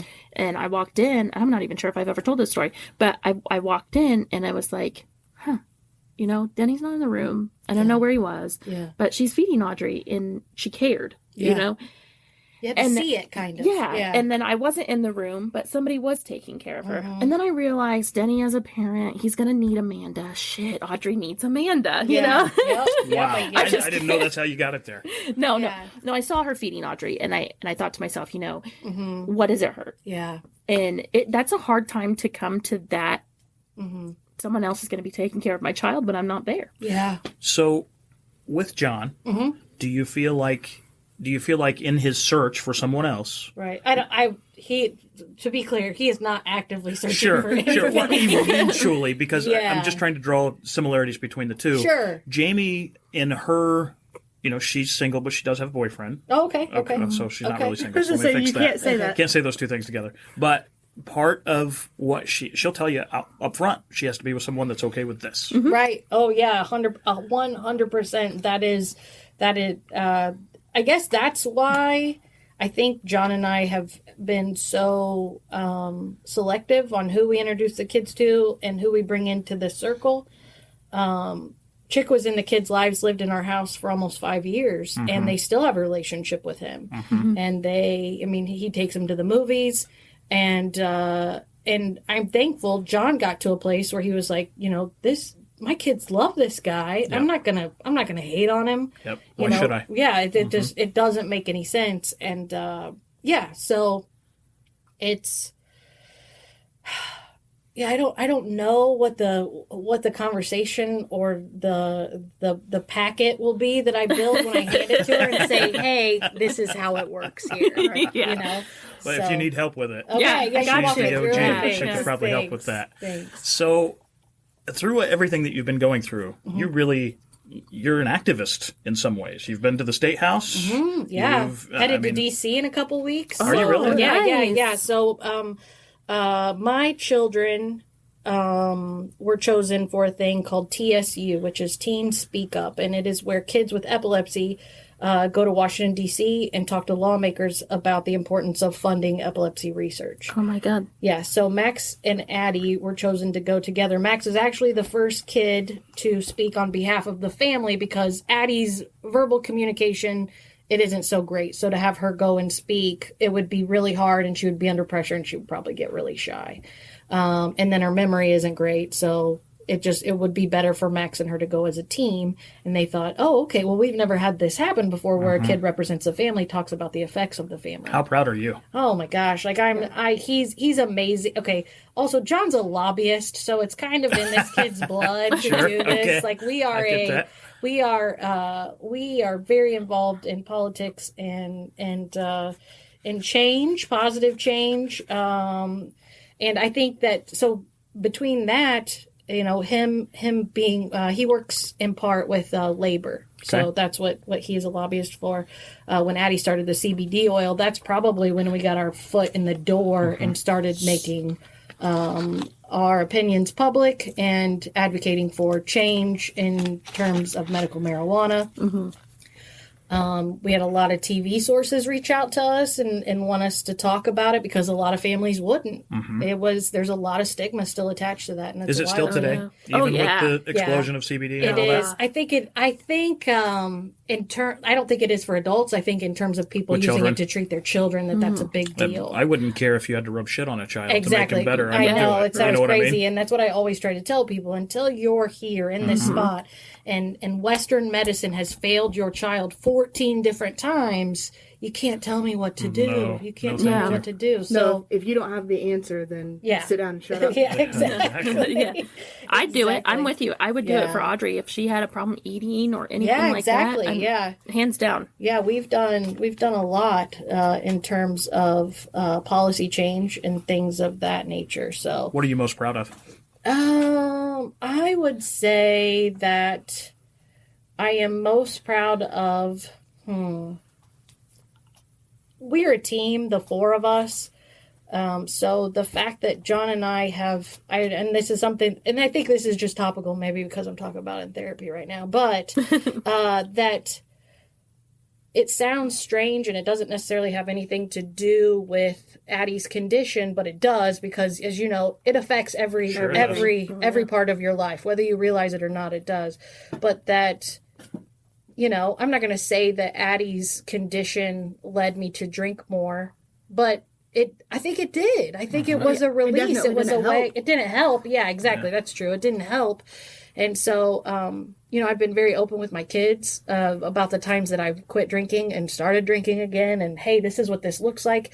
And being able to tell my kids, like, I'm going to tell you the story. I'm going to give you the facts so you don't write that story in your head. Wow. Yeah, because that's something that I learned as a kid, that I wasn't given all the information. So I decided to tell myself my own story. Absolutely. That's incredible. That's an incredible thought process. Yeah. So it really is. Yeah. So that's another thing that I realized in coping as an adult.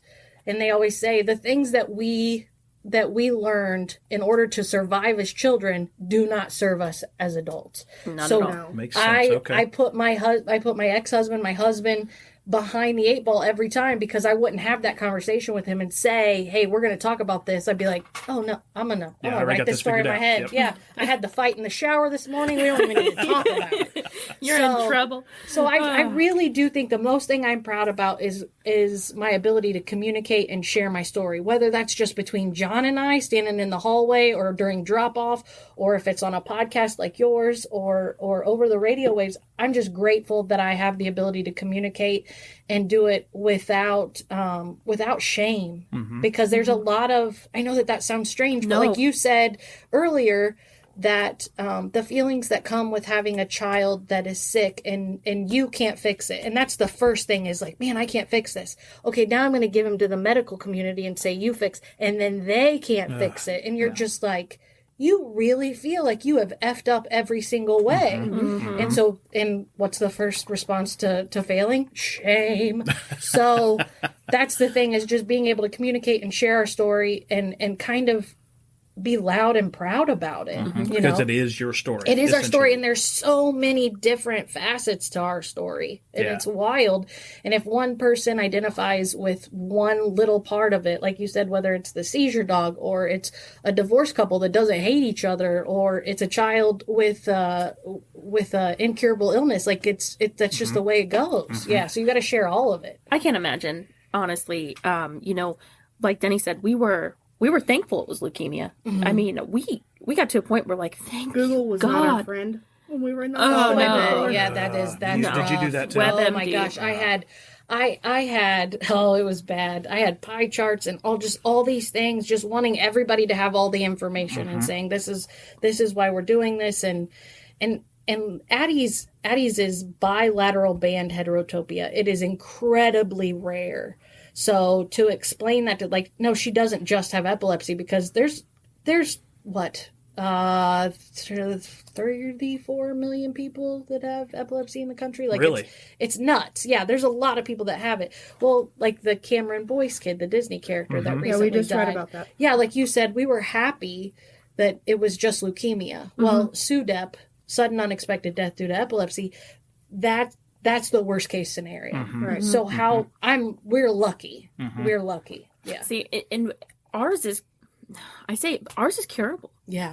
At May 25th of 2020, when we ring that bell, there's a weight lifted off our shoulders. Oh my gosh, yeah. I mean, there is. But that's what I was going to finish she's with. still every 6 months and then some. And she has a higher chance of getting it when she's an adult. Yeah. And I know there's things that you still have to worry about, but to live with something like that every single day. You and I talked about that. Do you remember was it Mother's Day breakfast? Yes. I was thinking about that We earlier. did the Mother's Day breakfast with Gary Brackett. Gary Brackett. Oh yeah. Great guy. Oh He is a yeah. good dude. Oh gosh. And we're sitting there and listening to these stories. There were several mothers there. Their children had epilepsy and different. We learned some of the different varying degrees of it. So listening to their stories, and her and I were looking at each other. Should we be here? Right. Like, our kid just has cancer. That's Our kid just has I know, but that's what it said. Like, and I do that every day. Somebody will be like, "How was Addie's night?" And I was like, "She only had 8 seizures." And they're like, "What?" Yeah. And I was like, "Yeah, I mean, your normal is different, and that's okay." exactly And that's right. what everybody says is just like, I can't imagine doing what you do. And I said, if you had to do it, you'd do it too. Oh Exactly. yeah. That's what You everybody. don't have a choice. Nope. Yeah. That's what my mom said. She said, "Go outside, cry it out, but when you're done, you're done." Yeah. Because you got to come back in here Yeah. and you got to be strong for that little girl sitting there, because no one else is going to. And that's kind of how we decided to have the conversation with her. You talked about communication. I think the biggest part of our thing is we communicated to a 3-year-old, "Hey, you have cancer. You're going to be stuck all the time. Your hair's going to fall out. Yeah. We're going to make fun of you for being bald." And then she says, And that's- "Okay, can I play with my Barbie now?" That's Right. honestly, Yeah, it's so true. Yeah. That's honestly, not to bring this back about us, but our big thing that we did with Audrey is we took away anything anyone else could make fun of her for. Right. So Okay. she was bald, we made fun of it. Now we Yeah. didn't do it in such a way that was hurtful or mean. No. But like I convinced her to let me shave the rest of her head when she Yeah, started losing when it it can- yeah. for cheeseburgers. And she was like, "All right." So I'm like, Yeah. "Well, let's do this." Yeah. And so, we've always taken light to everything. Yeah. I don't let the world get too heavy. Nope. And I commend you guys for that, because I think that there are two schools when it comes to being a parent of a sick child.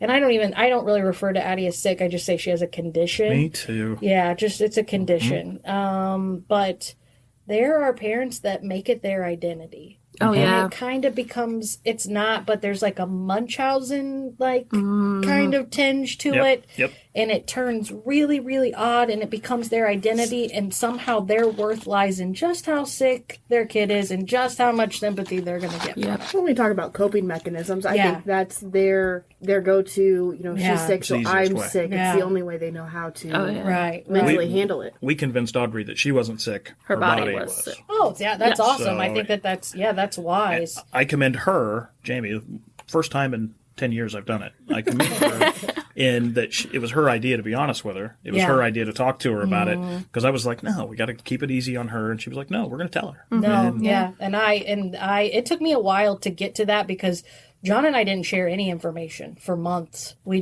were in denial, and that was kind of our, like I said before, that was our coping. Like, we didn't deal with crap between each other. We weren't going to deal with crap like this. We didn't know how to tell people. We just really thought that this is like, we're going to get a medicine and then nobody needs to know. We don't want her to have this stigma. We don't want people to feel sorry for us. And so we kind of didn't talk about it for a while. And then we kind of went the other way, went extreme in the other direction. And so Addie is, when she can verbalize it, she asks why. She said, who gave me this? Did the doctors give this to me? Addie's 14 years old, and she operates at about a 5 or 6 year old intellectual level. Yeah. Okay. And it's actually about the time that she started having seizures, the visible physical seizures. It's like she kind of stopped, and then she digressed a few years. And so I tell people that I mourn the loss of the daughter I thought I'd have. But Addie has the most beautiful gift in the world of making people be their best self. Yeah. You know what I mean? And I'm sure you guys experience this. There are people in our family that I can't stand. And somehow, we don't have any of those. And somehow Addie brings out the best in them, and for that I am grateful that she has that ability. Did you, in your journey with her having this, did you meet other families that are going through the same thing? I have met very few families. I've only via social media met one mother that lived in Georgia that had the same condition, and her daughter was like 20 or 22.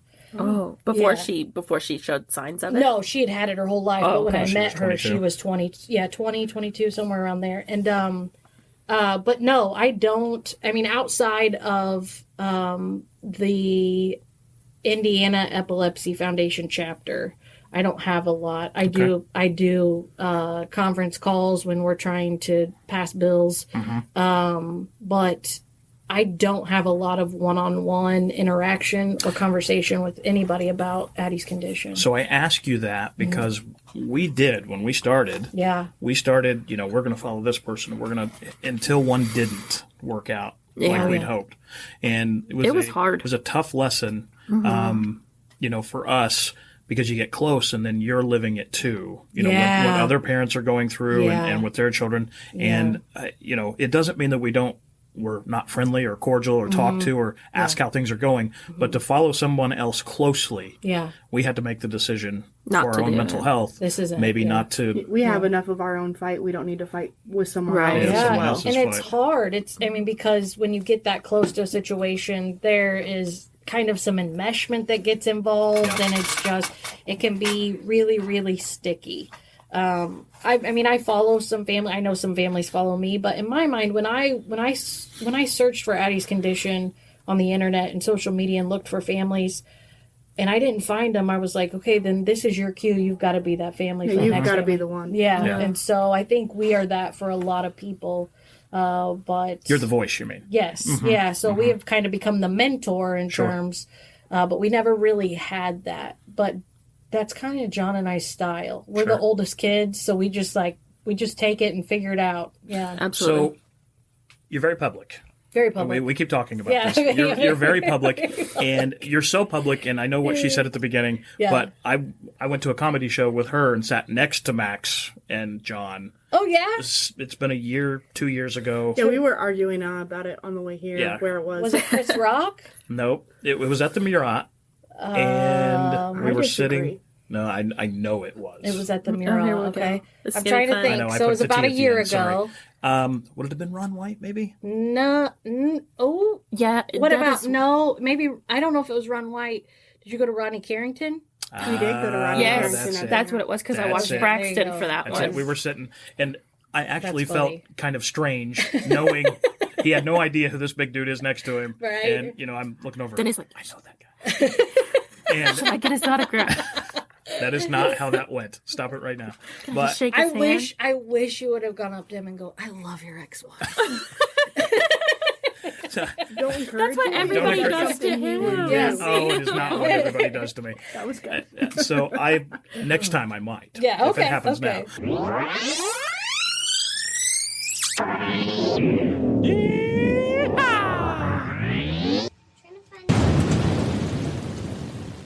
We'll be experiencing some turbulence. Nancy's calling. Next time I might. Yeah, If okay, it happens okay. now. But just being so out there. Uh-huh. So when all of this first came about, Mm-hmm. and let's talk about the dog. What's the dog's name again? James. James. Great. I love people names for Our animals. dog's name is Eddie. Eddie. Oh, that's a good name. That's a great It's a name. great name. I'm not telling the story. I know you want me to. Okay. So Ours is James because of James Corden from Carpool yeah? Karaoke. Addie's a big fan. Okay. It would have been Adam after Adam Sandler, but Addie and Adam, we didn't want to confuse close, them. yeah. So, yeah. So mine is named after Eddie Murphy. Oh, okay. And Yeah. all right, I'm going to tell the story now. You've made me. So Eddie is a black lab, and these two were young enough that they don't really remember Eddie Murphy raw or delirious. Oh. So they're missing out, right? Yeah. They're totally You've made missing me out. watch this. I know. Yeah. Several so times. Yeah. I named him Eddie because I wanted to make it funny. Okay. Amanda knows how to train animals pretty well. Awesome. So do you remember the part in Eddie Murphy where he says, he's talking about his grandmother, and he says, "Baby, Yes. why are you washing your ding?" Yeah, yes. You're So- actually embarrassed to say it. Well, No, that's how it sounds. So we all hear it in our head. It's okay. I do every time. So We just heard it before we left the house. my kids used to, when they were little, they would ask me to say that. I don't know why. Oh, they just thought it was funny. They thought it was Okay, funny the way I would okay. imitate it. So she trained our dog Eddie to go to his crate. We just say it, "Eddie, go wash your dick in the sink," Oh my gosh, and that's and what he just makes runs it- off and And he gets goes in his cage. So when we got there today, we that's were loading up in the car, hilarious. and Jamie says, "Eddie, go wash your dick in the sink." I take every opportunity to do it So because I think why it's would the you funniest not? thing. Eddie goes and gets in his cage, and Amanda says, "No, it's cold. He's staying in the house." And so Jamie says, "Eddie, don't wash your dick in the sink." Get it? And our daughter started going, Eddie, go wash your dink in the sink. Yeah. But we're that kind of family. I think no, you kind of are too. Yeah, we don't. very much are. we We don't- for the longest time, we have colorful language at home. And so we taught the kids early house words. These are words you say at home. You Yep. don't say these anywhere else. These are house words. We That's a had great to idea. after the call from the school. I had to talk to Braxton about Her son, these are our adult son. words. Yes, these are adult words. You don't say the adult words. Yeah. Mommy and Daddy say the adult words. Yeah. But sorry about your luck. You're Yeah. little. You can say Audrey them knows her eventually. limit, though. Audrey knows. Yeah, she can Yeah. say dink. Yeah, Yeah. she can say dink. So with James, Yeah, Joe James, we were very fortunate in that our community rallied around us. Our neighbor did a senior project and raised money for Addie to have a seizure response dog. We visited a couple places. We did our homework, so we thought, and turns out it didn't turn out quite the Oh, way is we that planned. right? Yeah, so James is yet to ever alert us of a seizure, and we've had him. also James is just a really expensive, cool dog. Yeah, he is a great companion. But it's kind of like somebody robbed him of his essence. Like he doesn't know how to be a regular dog, and he doesn't know how to be a service dog. Wow. So he's a well-trained, and we sent him back to train again, and it's a legal thing, and so. Wow, I had no idea. It's really, idea. really unfortunate how it went down, yeah. That is awful. Do you want to chase the people down? Well, let's not talk about it, yeah, right? we probably shouldn't talk about it right now. Wow. Yeah. So in that, I know that there were fundraisers and different things that went on. Yeah. Do you, from your life from then until, maybe 17 or 18, when it became normal, that your lifestyle, that, hey, everybody knows your situation with Addie, it's out there. Did you ever feel guilt for living your life with a sick child, or not sick, but the condition? Yeah, I mean that's a hard thing. So when I worked for the Bob and Tom show, when I first got hired from here, like I said, I worked my way through. At that time, it was Clear Channel Radio. I was a receptionist, traffic, and then Tom hired me here to be actually an assistant to his assistant. It was my first job over here, and I traveled. I eventually, little promotions here and there, and ended up traveling with the Bob and Tom comedy tour, which actually it's just a glorified adult babysitter. So you're a handler. Very much. Still am. So I was gone a lot when Addie was little. So I had a lot of guilt in the beginning. I mean, I still have guilt, but I don't think any parent, like if you're a good parent, you got a little bit of guilt. So but yes, as time passed, I just didn't do things. I didn't want to go anywhere. I didn't want to pursue anything or have any interests. But like I said, that was an ugly coping. Like I became martyr-like. Like, no, I can't. If Addie can't do it, I'm not doing it. There was a time where Addie would have seizures through the night, and then she would get up and she would feel okay and she would go to school. And we always, number one rule, follow Addie's lead. Addie's not going to lie to us. If she's sick, if she feels this way, let her go. Yeah. If she feels good enough to go to school, then let her go to school. If she doesn't want to go to school, she'll tell us, and she won't go to school. That's great that she's able to communicate. Yeah, yes, and that much. And trust in how she's feeling. Yes, and that's a big thing. And that's a whole nother spiel. But teaching somebody with developmental delays like this self-advocacy and just tell us how you feel. That is advocating for yourself. But that Addie would be at school, and I was like, well, if Addie can't sleep, then I can't sleep. And so I would just drink coffee all day, and I'd be like, okay, I can't sleep till Addie sleeps because it's not fair. And it was just what? They're just these things. If my kids can't do it, then I'm not going to do it. And we're all going to be equally tired and unhealthy. Everyone's going to be sleep deprived and angry and not understand what's going on. And it took a long time, and I think that was probably a lot of the alcohol came into play there too, because it's I'm home and I'm miserable, so I may as well be drunk. I'm going to dull the edge, dull the pain. Yeah. So being so public with it, did that play into it at all with, your public lifestyle, with, some of that guilt? People are going to be looking at me. What are they going to think? You know what I'm saying? Because we went through that a little bit. I went through that bad. Jamie, we'll tell you a story about buying a shirt or whatever.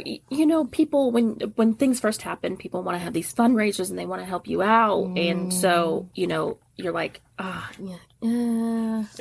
You appreciate it. You appreciate it, but there is an exchange. Yes. You're not just getting this. And right. I say this with a grateful heart of everything we got received. But there is an exchange. And I feel tremendous guilt about picking the wrong trainer to get James from and all of the what went into this. But to be completely honest, it wasn't necessarily the trainer that failed James and James failed Addie. Our trainer didn't know that Addie was as non-communicative as she was. Addie can't take charge. Addie can't control a service dog. And you have to be aggressive and tough and not in a mean way, but they have a job to do. You have to be their boss. Yes, and you have to be their boss, exactly. And Addie is not the boss of anybody except Max occasionally. But she couldn't do that. So and there are times where Addie is in bed for days. She doesn't talk for days. It's just the recovery period. They call it the postictal time after seizure activity. Well, so who would James bond to? John and I, because we're the ones telling him what to do and taking him on his walks and feeding him and doing all these things that she can't do. He was never able to bond to Addie. And I think that's why he's so the hell am I supposed to be doing here? You know, They're like, so, I'm not going to tell you he's bonded to you. He's looking for signs of issues with you. Right. Like, he's yes, like, exactly. you're fine. Yeah, and it breaks my heart because he's just like, where do I go? What do I do? And we're like, no, be by Addie. And he's like, yeah, but she's not doing anything, and I'm supposed to be watching somebody, So that's what it was. It wasn't. It was a combination. It was multiple things, and it was just like, oh, so I have this tremendous guilt. People raise this money for us to get this dog, and it's not what everybody anticipated. Addie would walk into school and have this dog, and he would sit quietly at her side, and all these things. That's just not the way it worked. Other people created an expectation, and now you have to deal with. I didn't fail anything. I didn't do anything, but I feel like I did. I didn't want to go out to eat. I didn't want to go buy clothes. I didn't want, I'm like, oh shoot, I need some winter clothes for work. And I'm like, oh my God, I'd like buy something. I'm like, do people think I'm doing this with their money? Oh, yeah, any kind of spending or anything. Yeah, I didn't think about I'm that. out to eat and I'm not with my kid. And I was at dinner. Well, I was out at a bar where you eat dinner and drink. Yeah. And there was a That's lady. where she always was. We put that in the report. And she leaned over to the person she was with. She's like, I know her. Her daughter was just diagnosed with cancer. And I don't think she was saying it in a malicious way where she was upset that I was out and not with my kid because she knew Denny as well and knew that we split time. We weren't together. But it's like, oh my God, I should not be out right now. I shouldn't be doing this. And it's hard. It's a hard balance because you are so grateful for the gift. But then you're like, and the perception. Perception is just like, if John and I were out, and there were many times that he and I, like I said, we didn't talk to anybody else about this for the longest time. I'm 3.5 years into therapy, and John's like a little over a year into therapy, maybe 2. And we were each other's release. And so together, we would be out at whatever, like a local tavern, and having dinner and just talking about like, oh my gosh, last night was horrible, and oh my gosh, we had to do this and that, and do you think that was different, and just like comparing mental notes really. And people would see us and they'd be like, oh, Addie must be fine if you guys are at a bar having a meal. And it was like, oh no, let me tell you something. She's been attached to our hip for the last 27 days. This is the first time we've left the house. Yeah, for your own mental health. You have to for get our out own mental health. And that was a hard thing for us to do, is not to feel like we were abandoning Addie, but also we were helping Addie by taking care of ourselves. So I have a saying, and when we talk about this, we've mentioned it with Audrey some too, and I'll tell Jamie when she starts feeling some of that pressure.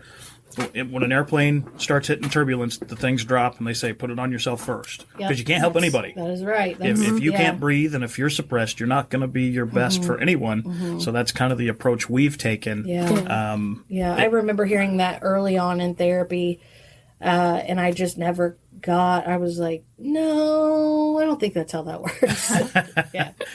So what is Addie's prognosis now? She's had the... So I think I got sidetracked in that. So like I said, Addie was diagnosed in 13, and we went through 13, 14, max dose, failed medication. And each one of those reduces the chance by a percentage, right? Yeah, so the first time it's like, we're going to try this medication, we're going to give you this one first. And then if the first one doesn't treat the epilepsy, there's a 30% chance that the second one will. And then the third one that drops to a 10% chance. And then after that, they consider it refractory. After 3 failed max dose medications, they consider you refractory, which is, you're just not treatable with medication. And we still, over the years, we got up to 13 or 14. Addie went through the ketogenic diet, which is not what you read in Cosmo or see on Pinterest. She had to be admitted into the hospital. And there were times where we had to weigh everything. We had to do these calculations to get her macros exactly where they needed to be. There were times she was so void of sugar, because that's the point, is that you void the body of sugar and your brain starts running on ketones. And somehow, even the people that developed this for epilepsy in Johns Hopkins in the 40s still don't know why it works for epilepsy, but somehow it does. They just said, this works, we're sticking with it, don't ask questions. Right. Addie was miserable, to the point of depression almost, because there was no candy. There was the most things that she would have that were sweet. There were times I would cut up a grape. I would have to whip heavy cream because of all the fat. It's a fat-dense food. And cut half a grape, and then cut that into and those were grape sprinkles on a bowl of heavy whipping cream, not sweetened. And that was wow. so that was like one of the treats that she had. A treat. Yeah, we bought these little individual baggies, like little tiny ones, and we put one macadamia nut in there because that was the exact ratio of fat to protein to I don't know, whatever the other one was. And I put those in a bag and took them to school, and I was like, hey, when you hand out treats at school, Addie gets a macadamia nut. It was miserable. How does that I mean, so we did it for 4 months and it failed. It didn't work. It didn't treat her epilepsy. So then we did the big CBD oil push, and we got it from Charlotte's Web, the place in Colorado that developed it for that little girl with epilepsy. Well, there's a ton of pesticides in this. And so then we found an organic version in South Carolina and had that shipped up, and we never could. And then finally they had it was approved. The help me with the medical federal FDA. Thank you. FDA finally approved a strain of CBD oil specifically for children with epilepsy. Neurologist gave it to us. We're like, this is it. This is going to be perfect. Because when you're buying something like that over the counter, or I mean, there's no regulations. You don't know. You have to do all your own homework. You're your own pharmacist. You're your own doctor. It's trial and error until you figure it out. And so then we had this FDA approved. Oh, this is perfect. This is what we needed. They've already found it. They've already figured this out. And then that failed us. Oh. And so the chances for a child who's not being treated for their epilepsy to sudden unexpected suffer from SUDEP increases by 30% when they're not taking a medication. Wow. 30%. So it was just like, we are cutting our daughter's chances of survival down 30% every day that we are not treating this. So when our doctor said, hey, this is a last ditch effort, I think you guys should consider the device that she just had installed 2 days before Christmas. She has I don't know why I'm blanking on so many things. I get so passionate, you know what I mean? Something? Yeah, a VNS. VNS, Thank you. it. Just give me the letters, I'll figure it out. She has a VNS, which is the silly way that I explain it is like, it's like a pacemaker for your brain. Mm-hmm. And so she has this little monitor that's in her chest right here. And then there is a wire wrapped around her vagus nerve in her neck. And every 5 minutes for 30 seconds, it sends an electrical pulse through her brain and interrupts any possible seizures. And in the event that she has a breakthrough seizure, we have a magnet bracelet that we wear, and we run it across the monitor in her chest, and it'll go off. Okay. So, and what does that do? It stops the seizure. Does it work? Yeah, I mean, not every time. Right. When we have a breakthrough seizure, it's pretty intense. You know, we're doing the full, what they used to call grand mal, but now they call them tonic-clonic seizures, and just kind of ride it out. But is this considered a medicine? This is considered treatment. Treatment. Yes, so this is considered treatment. The 30%, is that part of treatment? Yes, so this is a part of treatment. Okay. So we are lessening our chances of death from epilepsy by using this. How many seizures is she having a day now? On average? Not a day. She's not having them daily anymore at all. Wow. Yeah, so I'm trying to think. I bet she's maybe had 4 or 5 this week. What a load off you. Yeah. I mean, it's huge. and her. It's but, huge. I mean, yeah. Wow. Yeah. The goal is with this. I mean, this is a brain that has seized, and my big thing always was that Addie was born with a brain that was built to seize. So I always felt like pumping her body full of all of this medication and these chemicals. I don't feel like this is right because there's a buildup, and I feel like her brain still has to seize somehow. Mm-hmm. And I don't know if that was the right thing, but you know how in your mom gut, you just kind of know these things sometimes? Like, you're just like, man, this just doesn't feel right. Well, our brain is constant electric pulse. I mean, it's all the thing. We're just adding one more of what's already there. You know what I mean? Mm-hmm. And so we're not doing any kind of chemical. We're not doing any kind of imbalance. We're not changing things. Oh, the baby. That's right. Isabel has made her appearance in the interview. Oh, so cute. Thank you. I make pretty babies. Amanda made a pretty baby. Oh, yeah. So, I'm the most comfortable with this, but I don't know if we're going to be able to undo 7 years of head trauma. Yeah, that's the thing, and we won't know that because they say that you reach optimum goal. I don't know what you want to say, but restoration, we maybe. We won't know how well this has worked until we're 2 years out. Okay. Because it's like we're kind of rerouting the brain and saying, oh no, you don't have to have these seizures anymore. We're teaching it that you have a relief built in now. So we'll see. Why?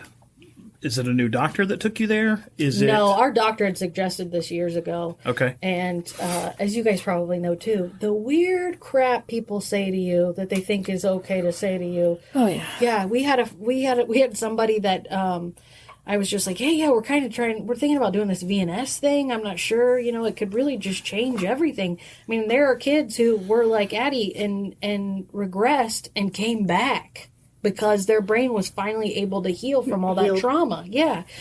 And this woman I was sitting with, she goes, man, wouldn't it be weird if you do this and Addie is completely healed and goes back to like just being a regular 14-year-old kid, and you could have done this years ago and not had to experience any of this? God. And I was like, yeah, that'd be weird. Weird. That's the word I'm going to come up with. And I now am going to knock you on the... Yep. Now I'm going to throat punch you. Yes, Thank you for that. You can say it. You can say it. Whatever. Okay. Yeah. So I was just like, what? No. And then I was like, oh my God, what if she's right? And then I was like, you know what? I hope you're right. I hope you're right. Yeah. That because you're here now. Yeah. You're here now. Yeah. And So. that's because what matters. even if she is, it's not, some people, I would feel like that reflected on me. But you have to remember that, we're taught that medicine fixes issues. Right. We were talking earlier, so I can't fix it, so I'm going to take you to a medical professional. Right. No one says, what do you do after that doesn't work? Right. There's not a roadmap for that. No. And when I hear people whenever I hear people bash other people's unconventional methods of treating anything, I'm just like, you haven't been there. Yep. No, Can't you walk don't a mile. know. You don't know. Like I said, if you don't have the answer, then shut up and sit down. Yeah, exactly. It's hard. It's hard deciding what you're going to do. Oh my gosh. Every step of the way. Yeah. I mean, we were faced, with leukemia now. We were doing treatments weekly, right? And I know where you're going with this. Yeah. then they said, then it goes down, we get into phases, and then our treatment lessens a little bit until you just don't take treatment anymore. Kind of wean. Yeah, Okay. a little bit. Okay. Well, now they changed it where, hey, you only have to come back every 3 months for your treatment instead of monthly for your Vincristine, your hard chemo. Oh, okay. And then we still take pills every day at home. Right. And when Denny remembers. I'm just kidding. I wasn't ever good with the medication either. Thank you. I'm awful with it She's too. actually the bad one. Yeah. So then we looked at each other and we're like, every 3 months? Yeah. So here was the thought. They came in. First of all, our doctor left. In the middle, Our doctor left. Practice? And so she was with IU North, and she actually said it. She said the bureaucracy. I mean, she cried with us, and she said, "I can't do it anymore." I get it. And she left, and we cried.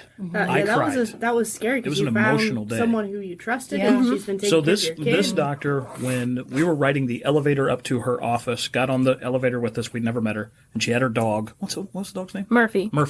And Murphy was with her, and so it's Jamie, and were you there too? Yep. So we were all there. We go in a group. So we were there, and she looked down. And she says, "You must be Audrey," and she'd never seen her before, and it was instant. We knew. Love. I get it. We knew we were And, supposed to be good. here. and trusting your doctor. Oh my God, That's a relationship. It is a relationship. So when she left, and I think she went a little off script, and she was like, "Hey, I'm leaving. Here are the things you watch for. Here are the things you should do." And I think she told us that they're going to try and change this. I don't remember so what I it asked her. was. She gave us a way to contact her if we needed anything or if we had questions.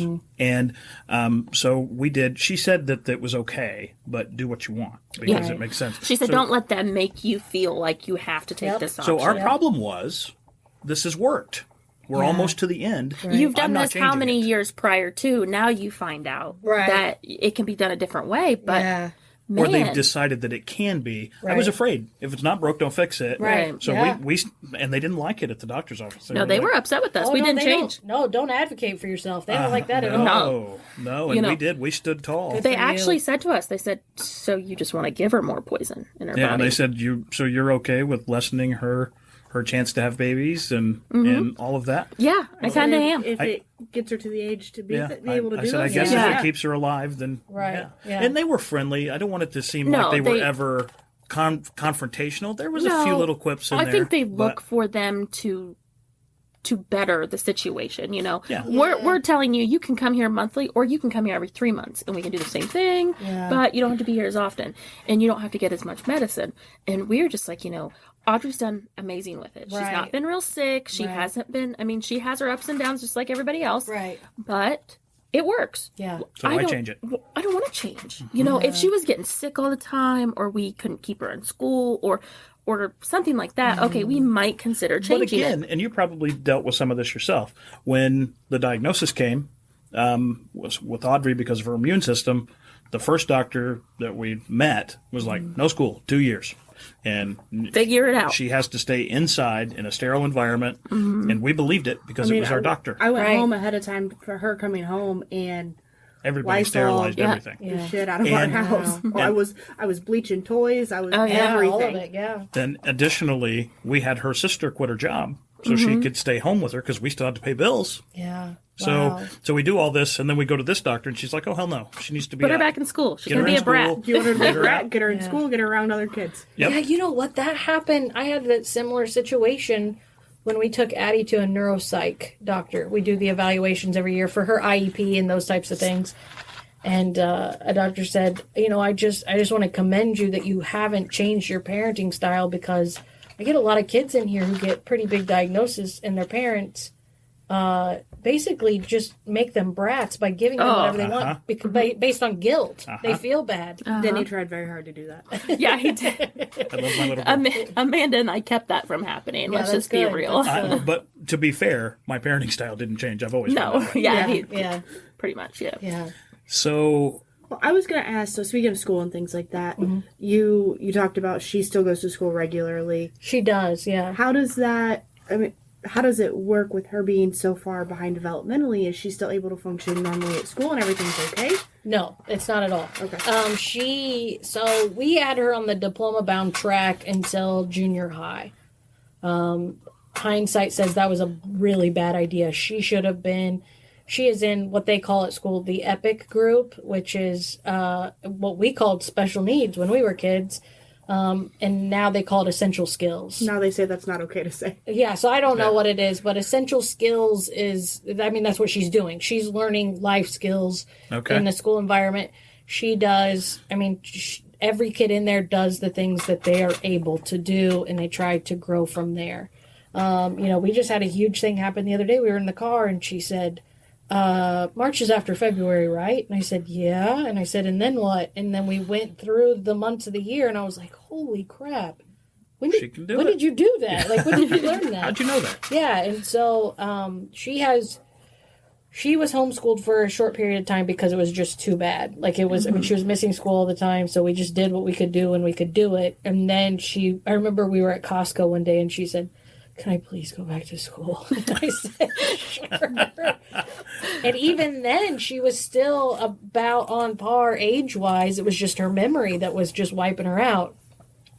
And then as the years passed and we do the neuropsych evaluations, we would see where the damage was causing regression. And when we sent her back to public school, she had an aide with her, a one-on-one, and that was literally for her physical safety. That wasn't for anything else. And then she is an 8th grader now. So 7th grade last year, we switched her to essential skills class, and it has been a godsend. She's thriving. She loves it in there. I don't think she knows what she's missing. It's really, and I'm sure you guys do this, and I didn't think I'd cry, but I might cry a little. I know, you're going to make me cry.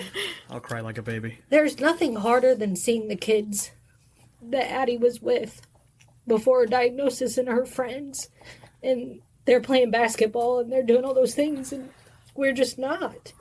And it's so be really, really careful about what you complain about. Oh yeah. Well, I got to drive to all these freaking volleyball things, and she's on the travel basketball team, and I don't have time to do anything. And I was like, man, I would give anything. Oh yeah. To be able to do that. For her to be able to do it. Yeah. Oh, absolutely. Yeah, so, but we are so fortunate that our school system is amazing. And when I do talk to people who are in similar situations, And I realized, oh my gosh, like we have such an amazing school system that's rallied around us. Also in part that we have been loud about it. You know what? I know the laws. I know what you have to do for us. And I know what to say. So this goes down. Yeah. So, but I never did that, but I was just always made sure everybody was aware that I was educated and I knew what Addie deserved in terms of her educational plan. Absolutely. And that's what I guess that's where I was going really with the questions. That's great that she's able to, she feels she's normal and doing the best she can, and she gets around other kids and still has that experience. Yeah. It may be a slightly altered version of what we know she could have. Exactly. But she has no idea. She has no idea that things should be different. That's what we were, that's the doctor explained that to us, kids that have issues, with cancer and stuff, they don't like to see it in smaller children. They don't like to see it in any children. No. But when you take a 14-year-old who randomly gets cancer compared to a 3-year-old who randomly gets cancer, the 14-year-old knows more about what should be and what their life should be because they see. Whereas Audrey was like, "Oh shit, life sucks. Why did I come out of the womb? I got to do all this." Right. But she's like, "This is just life. Everybody did it. I think my mom did it. I think my dad did it. I see all these other kids doing it. So it's just what I have to do." Yeah. So and that's hard. I'm going to touch back on something that we started to go down earlier, and I'm not trying to make you cry again. Oh, that's okay. But Max. Yeah. Oh. Yeah. I mean, seriously. Yeah. He seems like a pretty amazing kid. I've sat next to him at a comedy show. Yeah, he's a pretty amazing kid. Tell me about the cab ride. Oh yeah, so we Max has said, because there's times where I'll be like, hey man, I'm sorry. Like, I know our plans changed or I can't run you over to your friend's house. Max has an amazing group of friends, mothers that I have been friends with since kindergarten, who have been with us on this journey and have shown up for Max and have kept Max when we've been in the hospital for weeks at a time or when we've had to travel or do things with Addie. Max has a home away from home with our friends Will and Eileen that care for Max just like he is one of theirs. And there's a number of families that would do that for us, no questions asked. And but whenever I would apologize, Max would always say, "Mom, I don't know. Like this is my sister. Like I don't remember it any other way." And he was like, "This is the only sister I have. I don't have anything to compare it to. This is fine." But I know, like, we'll go back and watch videos before her diagnosis and you hear how funny she was and you hear the personality that's kind of gone. And it's not until recently that he was like, wow, like I hear it, like he goes, she would have been funnier than me. So I was like, yeah, sorry. And so we were, for Max's 16th birthday, we wanted to do something where it's all about him, that there was, and not that Addie is a distraction, but Addie is a distraction. And so she went and stayed with family who we have all the confidence in the world with. And we took Max to New York City for his birthday. And his dad did an amazing job of planning all these events and these things to do every day. And it was just catered to Max in the most perfect way. And at one point we were in the back of a cab and I get car sick really bad. So we would always be like, oh, just close your eyes and it'll be over soon. And, being in a cab in the big city is terrifying. No, thank you. Yes, to the point that you start questioning your own mortality. And so John just kind of says, do you ever wonder what's going to happen to Addie when we're gone? And it's like one of those things where it's like, yeah, I think about it all the time, but I try not to. And, so this is why you have a living will, friends, just as a reminder. But, he said, and Max was, he's 16 years old. He's staring at his phone and we don't think that he's even on this planet. And he said, no doubt she'll live with me. Oh, and I was like, oh gosh, in my stomach, I was like, oh my gosh. And we've had the conversation since then that like, that's, when he starts dating and he gets in a relationship and he says, hey, this is a package deal. Right. Like, but it's amazing that at 16 he's selfless enough to absolutely. He didn't even take a second to think about it. He just, of course I'll take care of her. No, it is, and they are perfectly like Max. I don't know if do you guys have siblings? Yeah, I do. What, do we personally? Yeah, personally, yeah. Who else would you be talking? Well, I didn't know if she meant like does Audrey have like older siblings or anything? Yeah, the one that we. Podcast No, so I have siblings, and I'm the oldest of 5, and my brother and I are the closest in age, and reminds me a lot of like, I would do anything for you, but I will also punch you square in the forehead at any time. Amen. Yeah, and so, and I can talk trash, but nobody else can talk trash. Right. Yeah. So it's one of those things. But Max has found this beautiful balance of doing sibling-like things with her and also caring for her.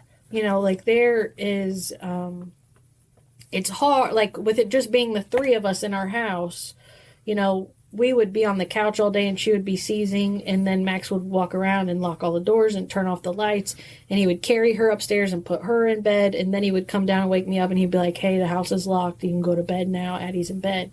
Wow. And just saying, like, person to person, thank you for doing that. That is not your responsibility. That is not in your role. Your worth doesn't lie. Your identity doesn't lie in caring for us. You will be a strong, independent man, and I have all the faith in the world that you will be an amazing caregiver and father if you so choose to do that. However, just thank you. That was kind. But you notice how sometimes these, like we said, identity, like people get their identity and their worth from caring for other people. And it's so funny because he will carry her up to bed and tuck her in, and then the next morning she'll come banging into his room and be like, Mom said hurry up, and he'll be like, get out of here. Like, it's just, It's amazing to see that. yes, that role he reversal. like he does. He is so fluid and like, what do I have to be for Addie today? And he's a third caregiver, but he, like you said, like, we say this at home, we're gonna bust balls. Like, it doesn't matter who you are. It doesn't matter if you're the one with epilepsy. It doesn't matter if you're exactly the right. 16-year-old cancer. with an Yep. attitude. Yeah, Right. Everybody's getting It's all fair game. Yeah. it is. And I think that's, fortunately, that has just been our mentality at home, and Max has just rolled with the punches. And I don't know what life is going to throw his way and what he plans to do. I mean, we're finishing the sophomore year, so it's, are you going to college? Are you going into the military? What's going to happen next? Make a plan. Yeah, having a plan, and also going like, this kid has had to behave like an adult for the last 7 years. I actually trust whatever the hell he's going to do. You know what? You just tell me you're taking a year off. This is the time I'll trust you. You know what I mean? And I said, man, you asked me what a gap year was when you were 9 years old, so I'm ready if that's what you're going to do. Right. And also, as your mother, I would not be mad if you did that. Because having you around, I know. I believe that one of our older sons, Brayden, I think that's how he would have been if he was at home. I mean, he's older, he's married. To make all of this, you know, Audrey was diagnosed on March the 24th or Okay. 25th. 23rd. No, it's 25th. This is a fight. No, We We fight still about haven't this all the figured. time. We still It- haven't it's figured a out I the had a babies. grandchild born the 25th. the day before. the day. No way. Yeah. Oh, yeah. My oldest son, Oh, who, wow. you know, she took on as a stepchild, and now she will take on as a stepchild, he's 22. Yeah. You just And- pass your kids around. Wow. So, Takes a village, man. and he lives in Hawaii. He's in the Marines. Oh, wow, okay. And, you know, I actually felt awful because he had a baby coming, and he was more worried about his sister than he was essentially about the birth child, of yeah. his own child. And he was there, and he was present, and he, you know, but he was there, so he knew things were okay. So how old was he when this happened? When she was diagnosed? He was 21. 20. 20. Okay. Oh, yeah, Yep, because he was 20. Okay. A little young on the whole kid It front, happens. but Oh my it God, happens. awful. And, you know, but he's a great kid, and we're all proud of him. But he, you know, he wanted to be FaceTime. He wanted to be present for all of it. Yeah, I get it. So I'll challenge you on one thing that you said about Max. I'm guessing it's not just for Addie. Oh, gosh, no. Yeah. No, Not that I have no. to challenge like you don't know. Yeah. But and you're talking about how great he is, and I see it. Yeah. I follow you on social media. Yeah. I would say he gets it honestly. Oh, that's So I was This going to bring that up earlier. You said you are a helper at heart. That's just part of who you are. Yeah. You know, do you think he gets that DNA? He does. And John and I have said before, and this is, the things I'm about to say are very, very candid, but it's real talk. And I think that if we share anything at this table, it's perspective. And a lot of people don't have perspective. But we are so fortunate in that Max literally has the best qualities of John and I. I don't know how that happened, but, you know, usually you get a mix of everything, and Max literally has the best qualities of both of us. Max is borderline high functioning, we have two kids on both ends of the spectrum here, in terms of just ability and intellect and those types of things.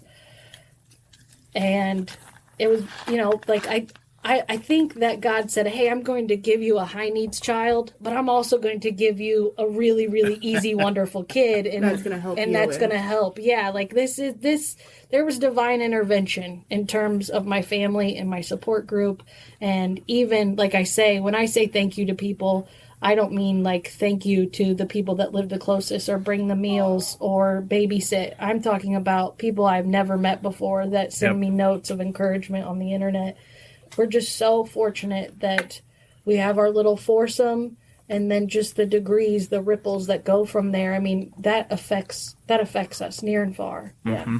It's incredible, and I think you kind of create that in your openness and in the way you've conducted yourself through all this, even through the highs and the lows. You were very upfront about having a good time and drinking. Yeah, right? I had a YouTube channel devoted to getting drunk publicly. Yeah. And I honestly, when you were going through that, I kind of thought, is she trying to cope? Is what I was thinking. Oh, for sure. Yeah. And but I knew what you were going through, but the difference was, and maybe people will disagree with me, but I knew you were still handling as much of your business as you needed to. I really did. Yeah, that was one of those things where it was like, oh, this will be fun. And I was like, oh, yeah, I can just get to etch out like a day where I can just day drink and not do anything else. And then it's like, yeah, but you know what's better before you a little couple shots before you start doing the show. Get it started. And then you get to keep drinking after the show. And then it just bleeds into the whole week. And yeah, I mean, I'm not saying that that is the reason, but I know it like you said earlier, it didn't help. Right. Yeah. So you, and I know we're running long, I don't want to keep you long, but you've been so public about everything, your whole journey, the good, the bad, the ugly. Mm-hmm. Would you change any of it?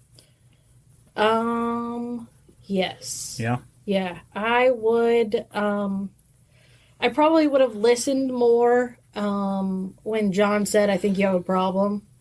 I think that if I could go back and he and I could have seen a healthcare professional when Addie was diagnosed, dealt with that and not leaned on each other so much and put more strain on our relationship, and then maybe dealt with some of the things.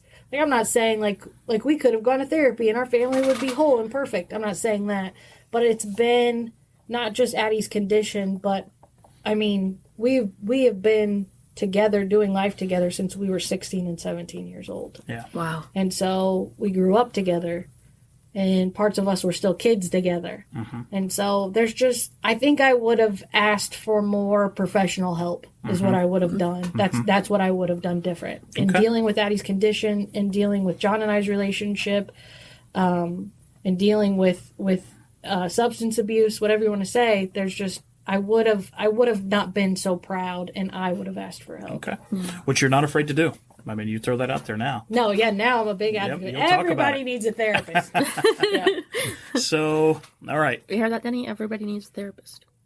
Why'd you say that? So, one last question about this. You say when you were talking to Chick on your podcast about, you were going to be on this one, and the comment was made, I think this happens more than people believe. Raising, children either with needs or without, but divorced parents. Yeah. I don't feel like it's talked about enough. No, I agree. I really don't. I agree. So would you have any advice for people out there that are going through either things are good or things are bad, either way? What kind of advice would you offer? Because you have a voice. Yeah, well, thank you. Whether you want to hear it or not. Here it comes. Yeah. I just think that there are degrees of or I think I was going to touch on this earlier. You were talking about, phases of her treatment and phases. And it's like, that's kind of how I've dealt with Addie's condition, is always like 6 months or 9 months or a year. Like, I couldn't think which I mean, I do sometimes oh my God, my daughter's never going to get married and I have a forever child and we're going to have to do custody for the rest of our lives, and those are the things, but I always broke it down into segments because it's easier to deal with, Yeah, in small chunks instead Small of just chunks. overwhelming. Yes. What is Right. that like? You got if you're going to eat a zebra, you got to take It's first the bite. elephant that Yeah. I Bite at a elephant's time. what I've heard. A bite at a How time. do you pick a zebra? There's a safari. They're related. I don't know.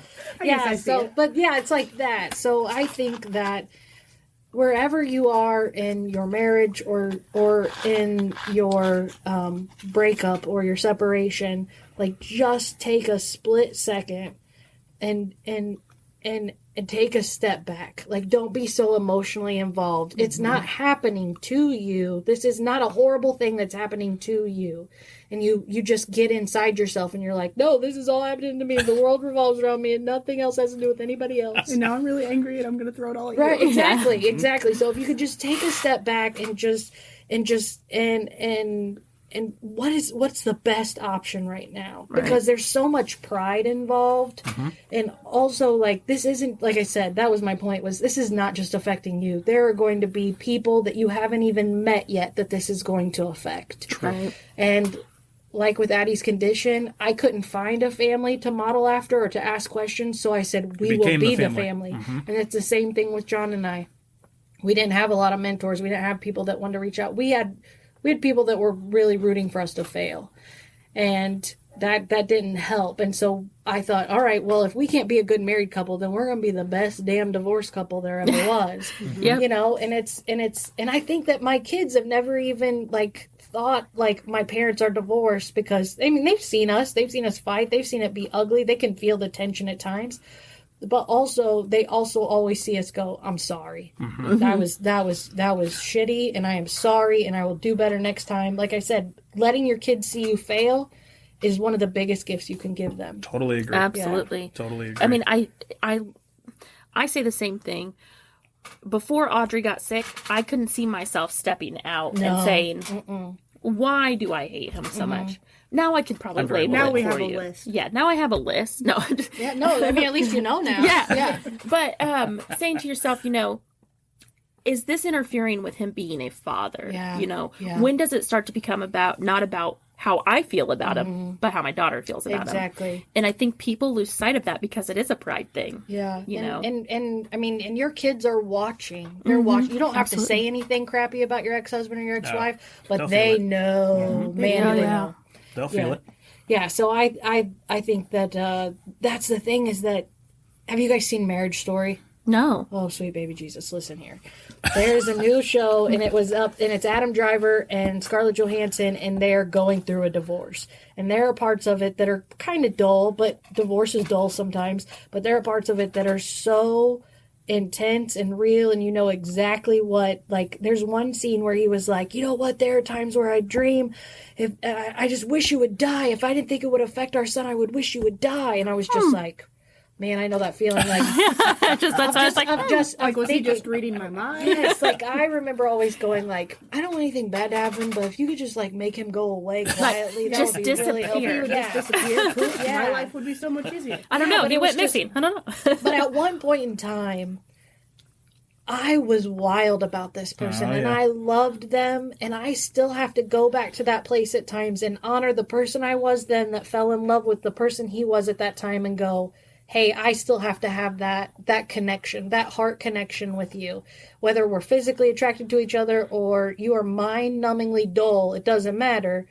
I still have that heart connection with you for the rest of my life. Sometimes I remind Jamie she had all of this. Yeah. I don't need everyone to laugh so hard at that. Oh, sorry. But I mean, I just think everybody has that thing. Like, whether you get further away from your spouse and you're like, wow, you're really dull, or wow, I am not as attracted to you as I used to be. Or, Don't listen to this, wow, Amanda. we don't share the same interests anymore. Right. All those things. How are we so different? But there was a moment in time where you did that, and from that love created these two amazing people that you get to be parents for, that you get to help and encourage and be their biggest fan for the rest of their life, so that they can achieve anything and everything that they want. That they want. Yeah. You know, it's kind of like when you said, you know, John and I kind of moved back in together when everything happened, to be there. That was a really big, hard part for Danny and I. Yeah. Denny will talk about the time that he loaded Audrey into my boyfriend's car and we left the hospital. When she left the hospital for the first time, it was rough on me. Yeah, And I can imagine. It is difficult, and I think that's why we all decided to put everything aside and get holidays, along. you mentioned earlier, holidays and stuff. She stayed at our house for Christmas this year. We still do Christmas. John comes and stays at our house Christmas Eve every year. Yeah, that's just the way we do it. It was our first year this year of her spending the night. And I would much really cool. rather do things with them than not be with Audrey. Yeah. And, you'd rather much do stuff with John than not be with your kids. Oh my gosh, yeah. We had, and that's what's so weird about this is that when I got divorced and I was like, oh my gosh, it's just going to be so much better. And my dad was like, actually, what's going to happen is that you have these problems from being married and you're going to add a whole nother set of problems from being divorced. And I was like, nah, that's not what's going to happen. Yeah, no, everything's going to be so much better. So much better. And that's not the case. And so there are still times 11 years out and as the highs and the lows and the experiences that we've had together, I think it gets easier, but it doesn't. I still struggle to be away from my kids. We all flew to Florida together at Christmas. 2 days, Christmas night. Addie had her surgery the 23rd, the 25th. We woke up together, we had Christmas, and then we packed and we went to Florida. John's family was staying at a condo 45 minutes north of where my family was staying at a condo. All 4 of us fly up there together. We get our baggage from baggage claim. We're standing there, and John's brother and dad pull up in the car, and my family gets in the car and leaves, and I was like... Oh, left you by yourself? Oh boy, I cannot One of my imagine. sisters was with me. 2 of my sisters was with me, and my baby niece, and I was like, it's Christmas night. My family just drove away. I was can imagine. sobbing, and I was like... And I'm not allowed to drink? what am I going to do? This is the perfect time. What is this bullshit? Yeah, so I Drinking was was just made like, for. Somebody stop. We're getting melatonin. I'm going to sleep for the next 2 days. Yeah. No, Christmas was much easier on me That's this year. awesome. I'm glad to hear it. And I think it's something that we will continue to do. Yeah. So the year before, she had made it clear that get used to it. You're not going to have her on Christmas Day. And I had reserved to it. Okay, because I'm not going to win. What we're doing. Okay. And she called me not last year, but the year before, and she said, "So it's going to be your year for Christmas." And I was like, "No shit. Okay, cool." Yeah. He did a little happy dance. I cried like a baby, like I always do when it comes to that. My family started doing this thing where my dad would have off work, and if he stayed in town, he'd have to go into work. So they went down to Florida, and we'd always have big Christmases, and family would always come over. So they were leaving, and I was like, well, shit. Yeah. What am I going to do? Yeah. There's no reason to keep Denny away from, Christmas morning. That thinking may have never happened had she not been sick, though. Yeah, yeah. And, it is, yeah. And so it kind of brought that to us, and it was a big moment. So then this year, she said it again. She was like, my family isn't going to be here. Yeah. And so why don't you keep Audrey for Christmas morning? And we talked to Amanda. We're like, why don't you just come stay? Yeah. And, of course, we get a lot of weird looks from our families. Yeah. How do you deal with that? Oh, yeah. And our families are pretty divided in their opinions of us and how you guys are still doing life together. You're not dating other people. What's going on here? Mm-hmm. The answer is, does it really matter? Does it? Our kids are as happy as they could be. That is always my answer. Yeah. And you know what? And that's, if you said something about what would you say to other families, if it feels right and the kids are safe and healthy, do it. And Totally it does not matter what, if it works for you. And that's the other thing too. If it works for you and it feels good and you're like, wow, I don't hate him right now, or I don't hate her, or like we can sit and have a civil, like if it starts with a meal, if it starts with sitting next to each other at the bleachers, at the ball game, whatever it is, do the little things, and then those big things will get easier. Start to fall in. Yeah. And just don't be concerned with the opinions of others, because chances are that that would be a really nasty thing to say, so I'm not going to say that, but chances are they have their own stuff that they should probably be dealing with. So and they're not doing it right, so exactly. Let me tell you how you should do yours. Yeah, exactly. It's funny you mentioned ball field is kind of where they started talking, and it's funny how things can bring you together. That was a very angry, not really talking conversation. That's true. But we got gotta here. start you know We're what? here. And sometimes you got to be angry before you're you're better. over. Yeah. And now we so- laugh about the rules. Yeah, we laugh about all the everything. rules. It's all much better. That You way. guys, I really admire what you guys are doing, and Thank I you. envy it. And I mean, I think it's very cool. And you know, as great as John and I are, and even when Chick and I were together, and I would say, you know, when he gets a girlfriend, it's gonna be bad. It's gonna be bad. Like Right. I'm gonna be in a hole because. You know, it's been. He's still a support system for you. Yeah, and it's just, and I thought, man, and there's a part of me, and I don't know if you ever experienced this, or if you guys were like, because I know people like just have clean breaks, and we didn't have a clean break, and it was, man, if he's gonna do the things for her that he didn't do for me, like I'm gonna be mad, I'm gonna be angry. Let me tell you. Yeah, see. Like and as women, I think we have this innate wanting to, I'll save you, I'll make you the best version of yourself, and then some other woman comes in here half my age, goes, no, thank you. Yeah. Yeah, I feel that. We've heard, you take her kayaking? Yeah, Now I'm you like- go do this? Yeah. Amanda, you're welcome. Yeah. You want to tell me thank you now? Yeah, that's the thing. It's just like, woman, I put in the legwork. Yeah. 22 years For you to get have this all that. version. I Yes, know. yep. I feel that. I always say I got the washed up Denny. Thank you for coming to this week's edition of Thank You, Cancer Saved Our Divorce. But no, as much as you do that, I think it took a lot for Amanda to say, all right, he's got the crazy ex-wife. I have two options. I can fight with her or I can get along with her. Let's just go ahead and get along with her because she has lost her shit, you know? Yeah, John dated somebody for a while, and I just was. I mean, I was overly like, I'm Jess, and hey, this is going to be great, and always played with their kids and all these things, and then I would cry all the way home from the football field. I was like, oh my god, she's with my family, and just it was a mess. You know who threw the baby shower for Isabel? I did. Mm-hmm. Ex-wife of the year? Yeah. Ex-wife of the year. She's getting the award. No, it got to a point where it was like, you know what? We can just all be friends. I can still have that life with Denny. Like you said, that heart connection that you do when you have children together, when you've been in the shit together, when you have seen each other at your absolute worst. Absolute. Yep. And so maybe that aspect of your relationship that you were still missing to be able to give each other grace and compassion was the vulnerability of having a child that you had to get us there. Yeah, it had to get you there. Yeah, I agree. And then Amanda to be able to live in it. You know what I mean? For her to be able to, it wasn't easy for her in the beginning to say. No, because I think sometimes the hardest part is the new person coming in being able to be okay with ties to a past relationship. Yeah. We Women, go to the are- doctor's appointments now together, just she and I. Driving the car all the way there. Yeah. And I'm going to tell you, if I was in Amanda's shoes, like beforehand, had this happened to one of the boys, I'd be like, oh, hell no. Yeah. I'm calling off work. Because I'm going with you. There is no way it's happening. Yeah. But I've had that experience too. I mean, like I am with Chick and the mother of his children and his daughter. Like we hang out, and it's. I mean, if I might have to do a flow chart sometime just to show everybody. Like I don't have a wall big enough. I don't think. and I just. I'm very fortunate. We're kind of like you in saying, you know, if I could just help one person. Yeah. You know, That's if our we can sit mission. and talk and make fun of each other and banter, and one person comes to us and says, you know what, my divorce life now is so much better. Right. Because, Yeah, we get it. Yeah. you know, we listened. Like you can, like I know it is kind of just giving people an example of like what's possible. Right. Sometimes you have to, just listen. And we're not and go, perfect. "Oh, We're yeah, not perfect. no." I mean, 3 weeks I ago. mean, I am.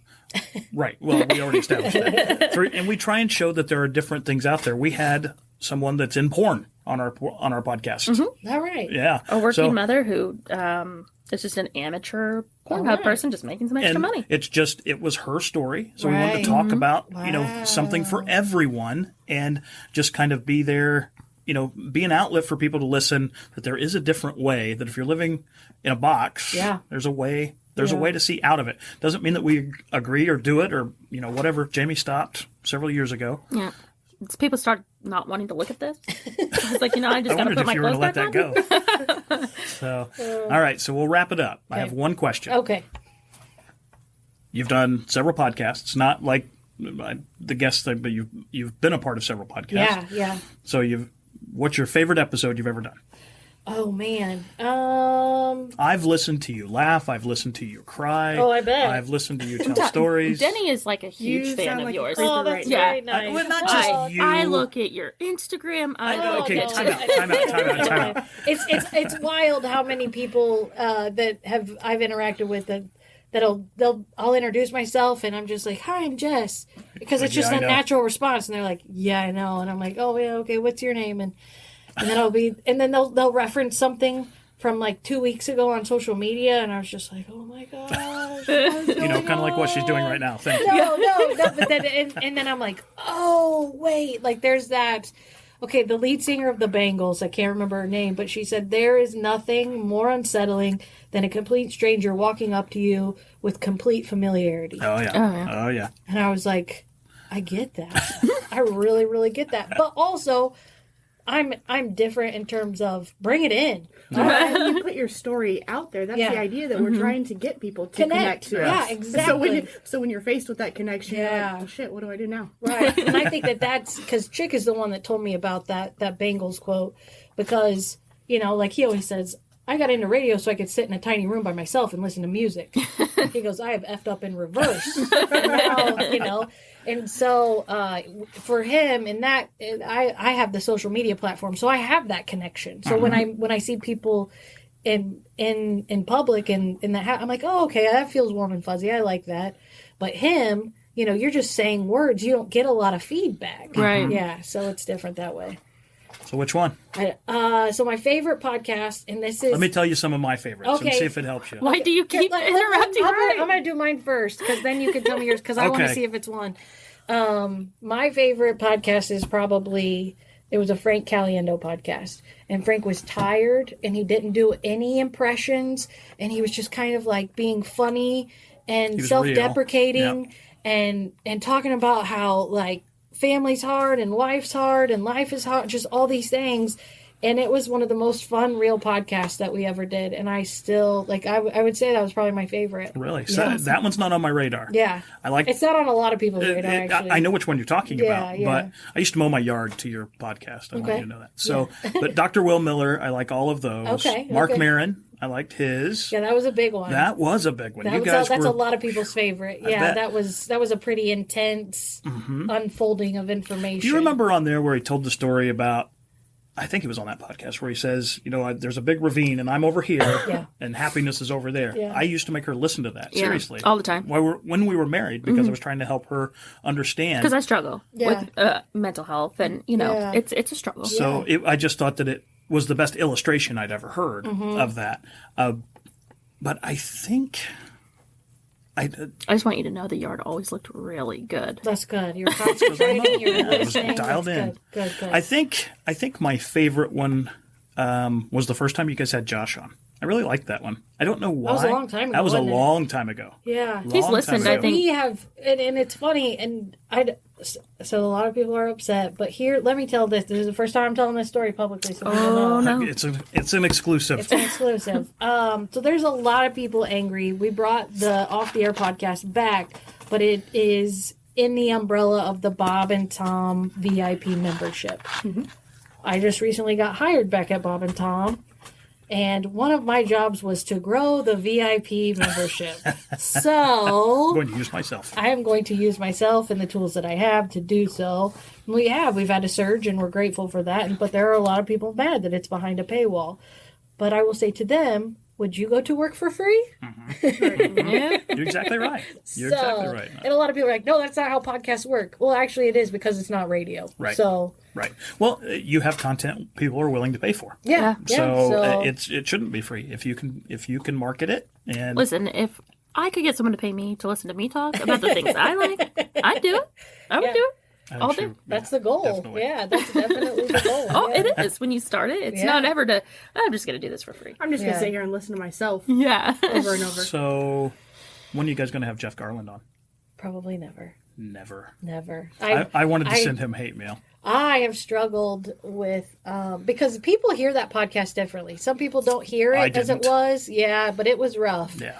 And I just started watching the new Curb again, Mm-hmm. And the fact that he looks like Harry Weinstein just Oh. cracks me. Like, they write that into the show that he's mistaken for him. Well, that's too bad. At Hollywood parties and stuff. But yeah, I don't know. That's another thing. Like, I'm kind of far enough away from all of those experiences that I took really personally to go, and that does not faze me anymore. Right. Yeah. It's just part of it. And look where you were in 2012. Oh my gosh. To 2020. Exactly, Seriously. exactly. You were afraid to be on the air. Mm-hmm. And, this is, do I sound okay? Is it okay if I eat this? And then I send you an email that basically says, we're probably not going to be able to help you any, but you can really boost us. So, this may not do anything for you, but we'd really appreciate it. I'm happy to share it. And like you said, if people have a story that they're willing to tell, even if, and that's the thing, your story is not unique. Right. Your situation is. Mm-hmm. So Ooh, that's a good quote. If you can share that and make other people's lives a little easier and a little better, and make them like get out of their own heads and go, it doesn't have to be this hard. Stop making it so hard. Yeah.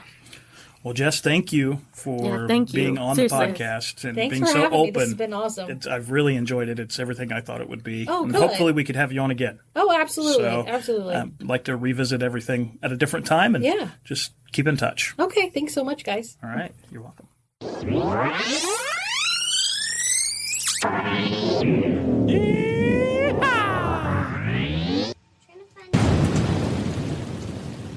And we're back. Hello. You're not really recording, are you? We're recording right now, yes. Were you recording? No, we were 10 not seconds recording ago? 10 seconds ago. Okay, that's good because I'd probably go to jail. So, what do you think? Did you like it as much this time as the last time? Loved it. Yeah, I did too. I hope we can do it again really soon. So, if you can get anything from this podcast, just enjoy her strength, her perseverance, working through everything.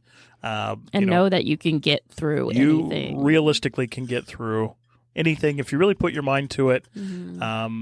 It was good to hear somebody be open and be equally as interested in what we had to talk about as well. Yeah. I still remember when I reached out to her, I said, hey, she responded to, thank God cancer saved our divorce by. She's very thirsty right now. I am so thirsty. All the talking. She's probably still a little dehydrated. Yeah, she probably is. But she said, I admire you guys. This is her first. And in full disclosure, I told her the first email I sent her was, this podcast won't do anything for you. It'll do a lot for us. And she still worked through it, met with us. Yeah. And she has a lot going on. She does. So we were happy to get it and hope you enjoyed it. So watch for the live cast. We're going to do that. We will post when we're going to do it. Probably tomorrow, Tuesday. Yeah, that's probably our best bet. Yeah, probably Tuesday tomorrow. the 25th. Yeah. We'll probably do it. We'll send something out an hour or so ahead of time because we're going to live cast it. Post it on Facebook. What are we doing it on? What's it about? We haven't decided yet. I text you that topic. What topic? I'm going to have to go back in our text messages. Well, we have them written on the board behind me. No, it's not. We didn't write that one up there. Yeah, because it was just a thought. Okay. It's funny. Okay. And is it going to have audience participation? It could. It could. We need audience participation. So we've been getting that. So if you're listening, be ready to watch a live cast on Facebook tomorrow, Facebook Live, Tuesday the 25th, probably 8 o'clock. 8 o'clock-ish, yeah. Is when we'll do that, but we'll send out the information. So, ladies, do you have anything else to say before we put a bow on this one? I've always been told if you don't have anything nice to say, don't say anything at all. Ooh, boom.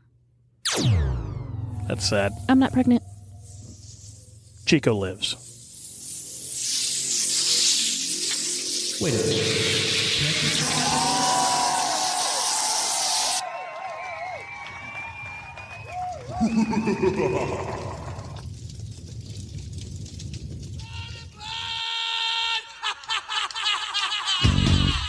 Y'all crazy bitch.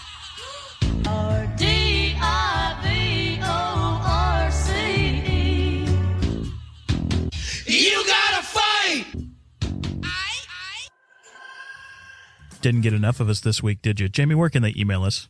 Oh, you can email us at tgcsod@gmail.com. Social media? You can find us on Facebook. Thank God Cancer Saved Our Divorce. Come on, there's a couple more.